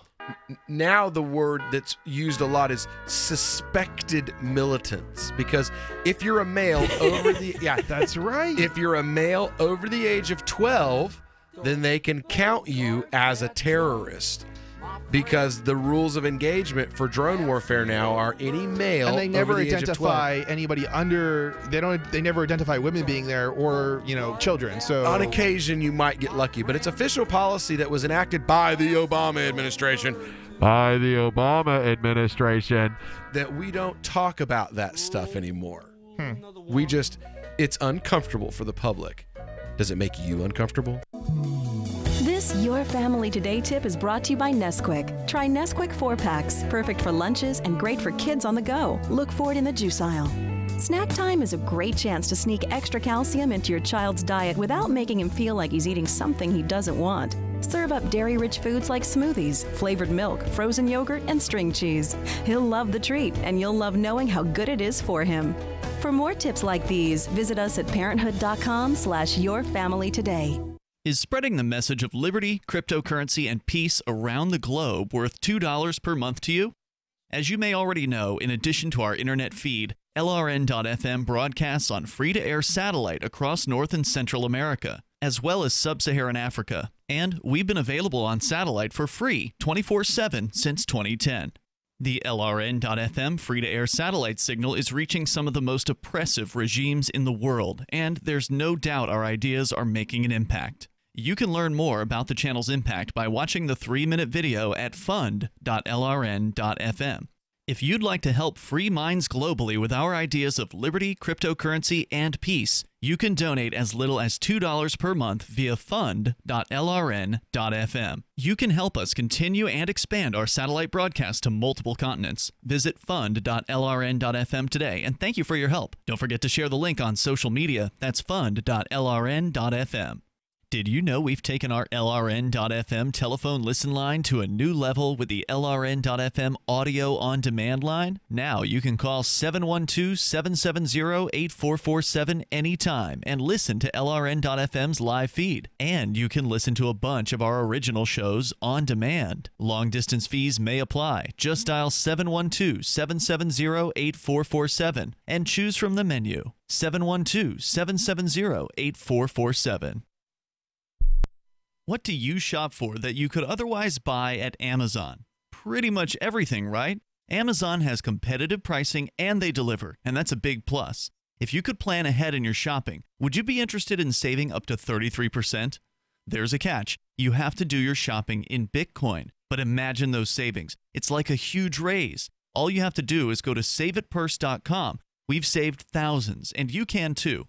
Plan ahead and save. Saveitpurse.com. Some of you asked, and now we've delivered. LRN.FM's live Keene, New Hampshire studio shows are now streamed in HD on Twitch. Visit our channel at twitch.lrn.fm and give it a follow. If you have Amazon Prime, you get 1 free subscription on Twitch. If you use it on our channel, Twitch will give LRN.FM a monthly piece of your Prime subscription cost. So please watch, follow, share, and subscribe to twitch.lrn.fm. That's twitch.lrn.fm. I've been told no in many different ways. I give you an order and you're going to obey it. George, you can go this way. You can do that and you have to leave here. You cannot bring signs into the rally. Walk with me. Well, I'm comfortable here, actually. Whoa, whoa, hey. Who do you think you are? Excuse me. There is no video and audio allowed in this hospital. No, I have work today. This is... You ain't gonna make it. Wait a minute. Really creative. Hey! Oh my God! Unbelievable! Why are you running from me? Because you're scared me. What am I being detained for? You're being served. What is this? You're being served. What is this? Bureaucrats have a funny way of telling people no. That's the sound of the men working on the chain. Derek J's Victimless Crime Spree. Watch it for free and order the Director's Cut DVD at victimlesscrimespree.com. Help get LRN.FM into more ears. Visit promote.lrn.fm for a free bumper sticker, flyers, banners, graphics, and more. Promote.lrn.fm. You are listening to The Call to Freedom live on LRN.fm. تستمعون إلى نداء للحرية مباشرة على LRN.fm. Focus our discussion first on marijuana, okay? Marijuana has a very distinct smell, okay? I'm going to pass around just a little tiny bit, and I want you all to take a smell so you know when someone is smoking marijuana near you.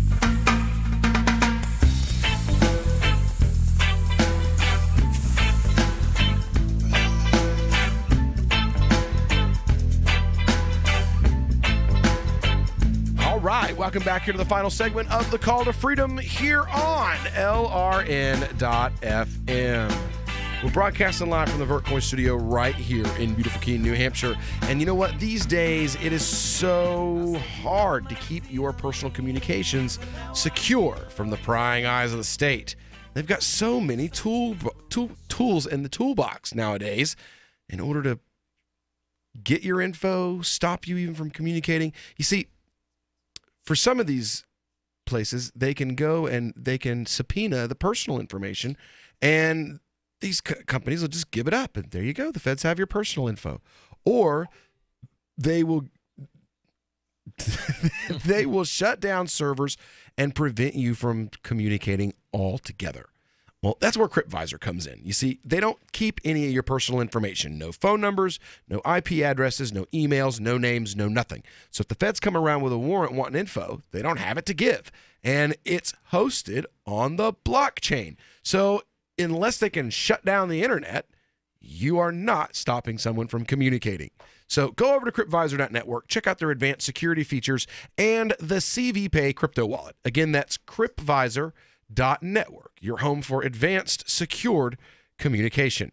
So it's the final segment of the show, and everybody knows that means it's time for our cannabis news for the day. And, well, they do things dumber in Texas quite often.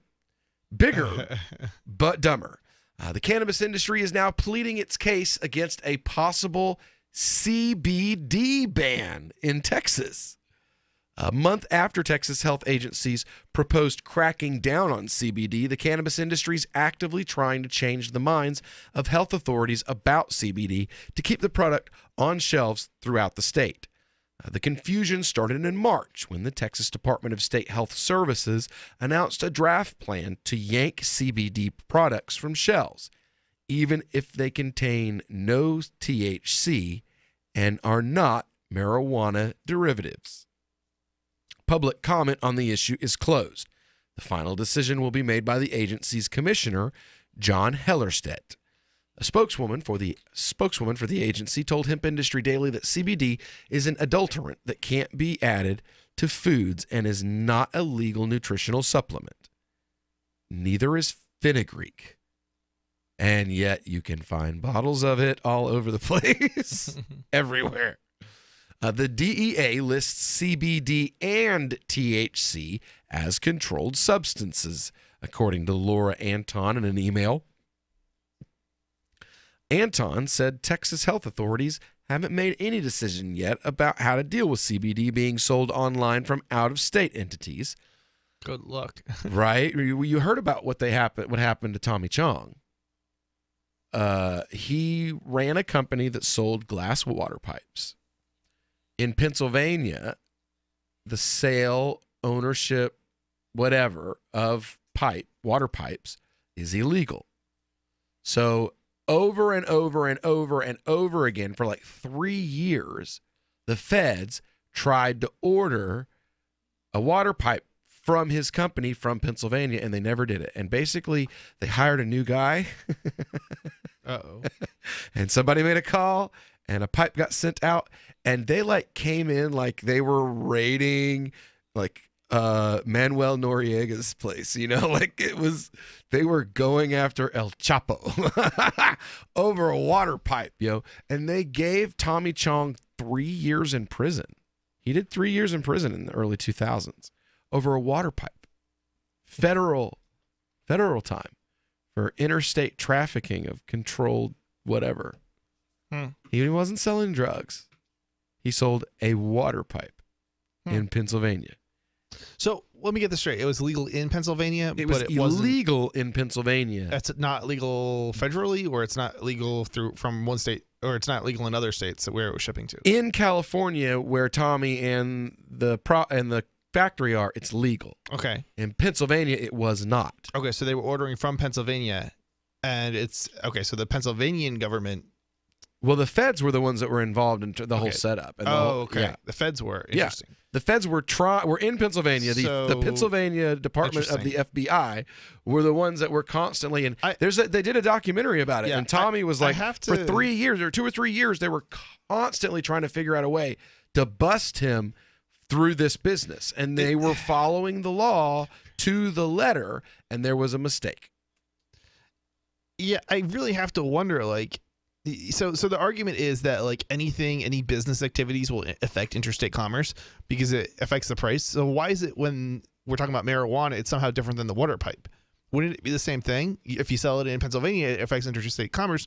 Therefore, if it's, I don't understand. I can't buy marijuana in Tennessee, even though it's legal from California, even though it's legal in California. So it's viewed the same way.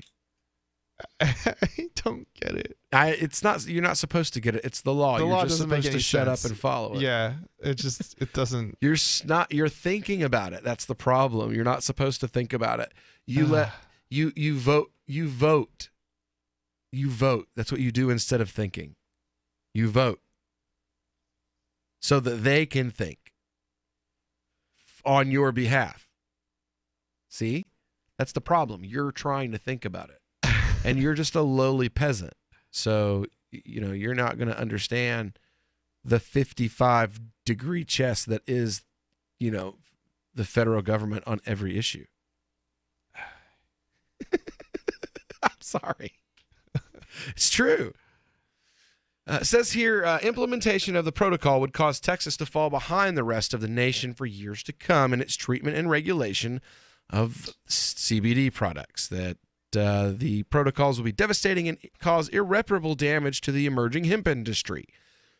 In addition, a lawyer representing the Texas Cannabis Industry Association questioned whether the health department, which did not participate in discussions about the state's new low-THC medical marijuana program, was the right agency to even make such a decision. Due to its non-existent involvement throughout the legislative process, this agency lacks the education and understanding of how CBD and THC from hemp products should be regulated, Attorney Richard Ching stated. Anton told Hemp Industry Daily that the health agency has detained CBD products in the past, but she didn't elaborate or say whether anyone was charged with a crime.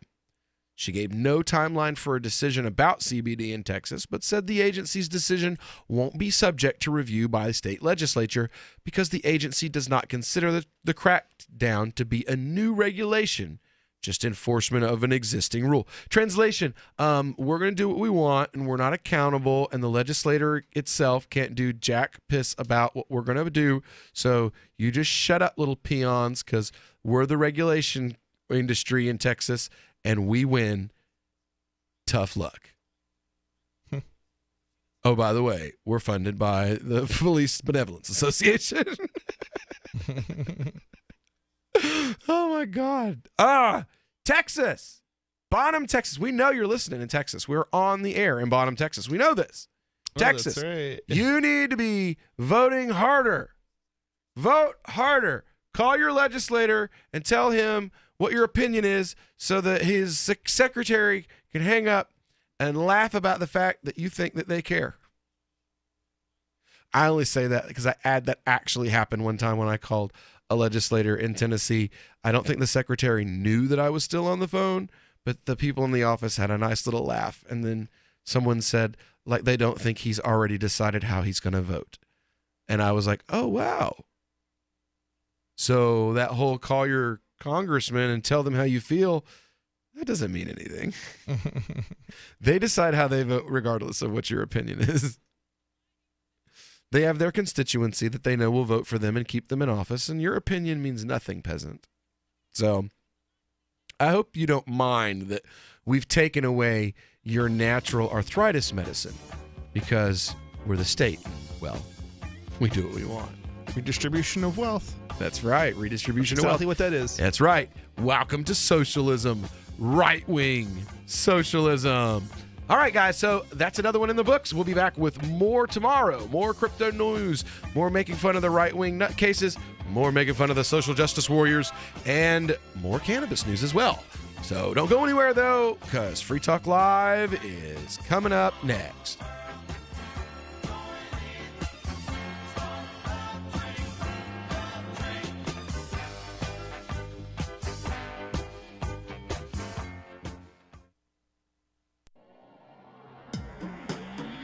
Free Press Publications is an independent, alternative media and publishing company founded in June 2009 with the mission of ensuring a free press for the freedom movement and is committed to spreading the message of peace, freedom,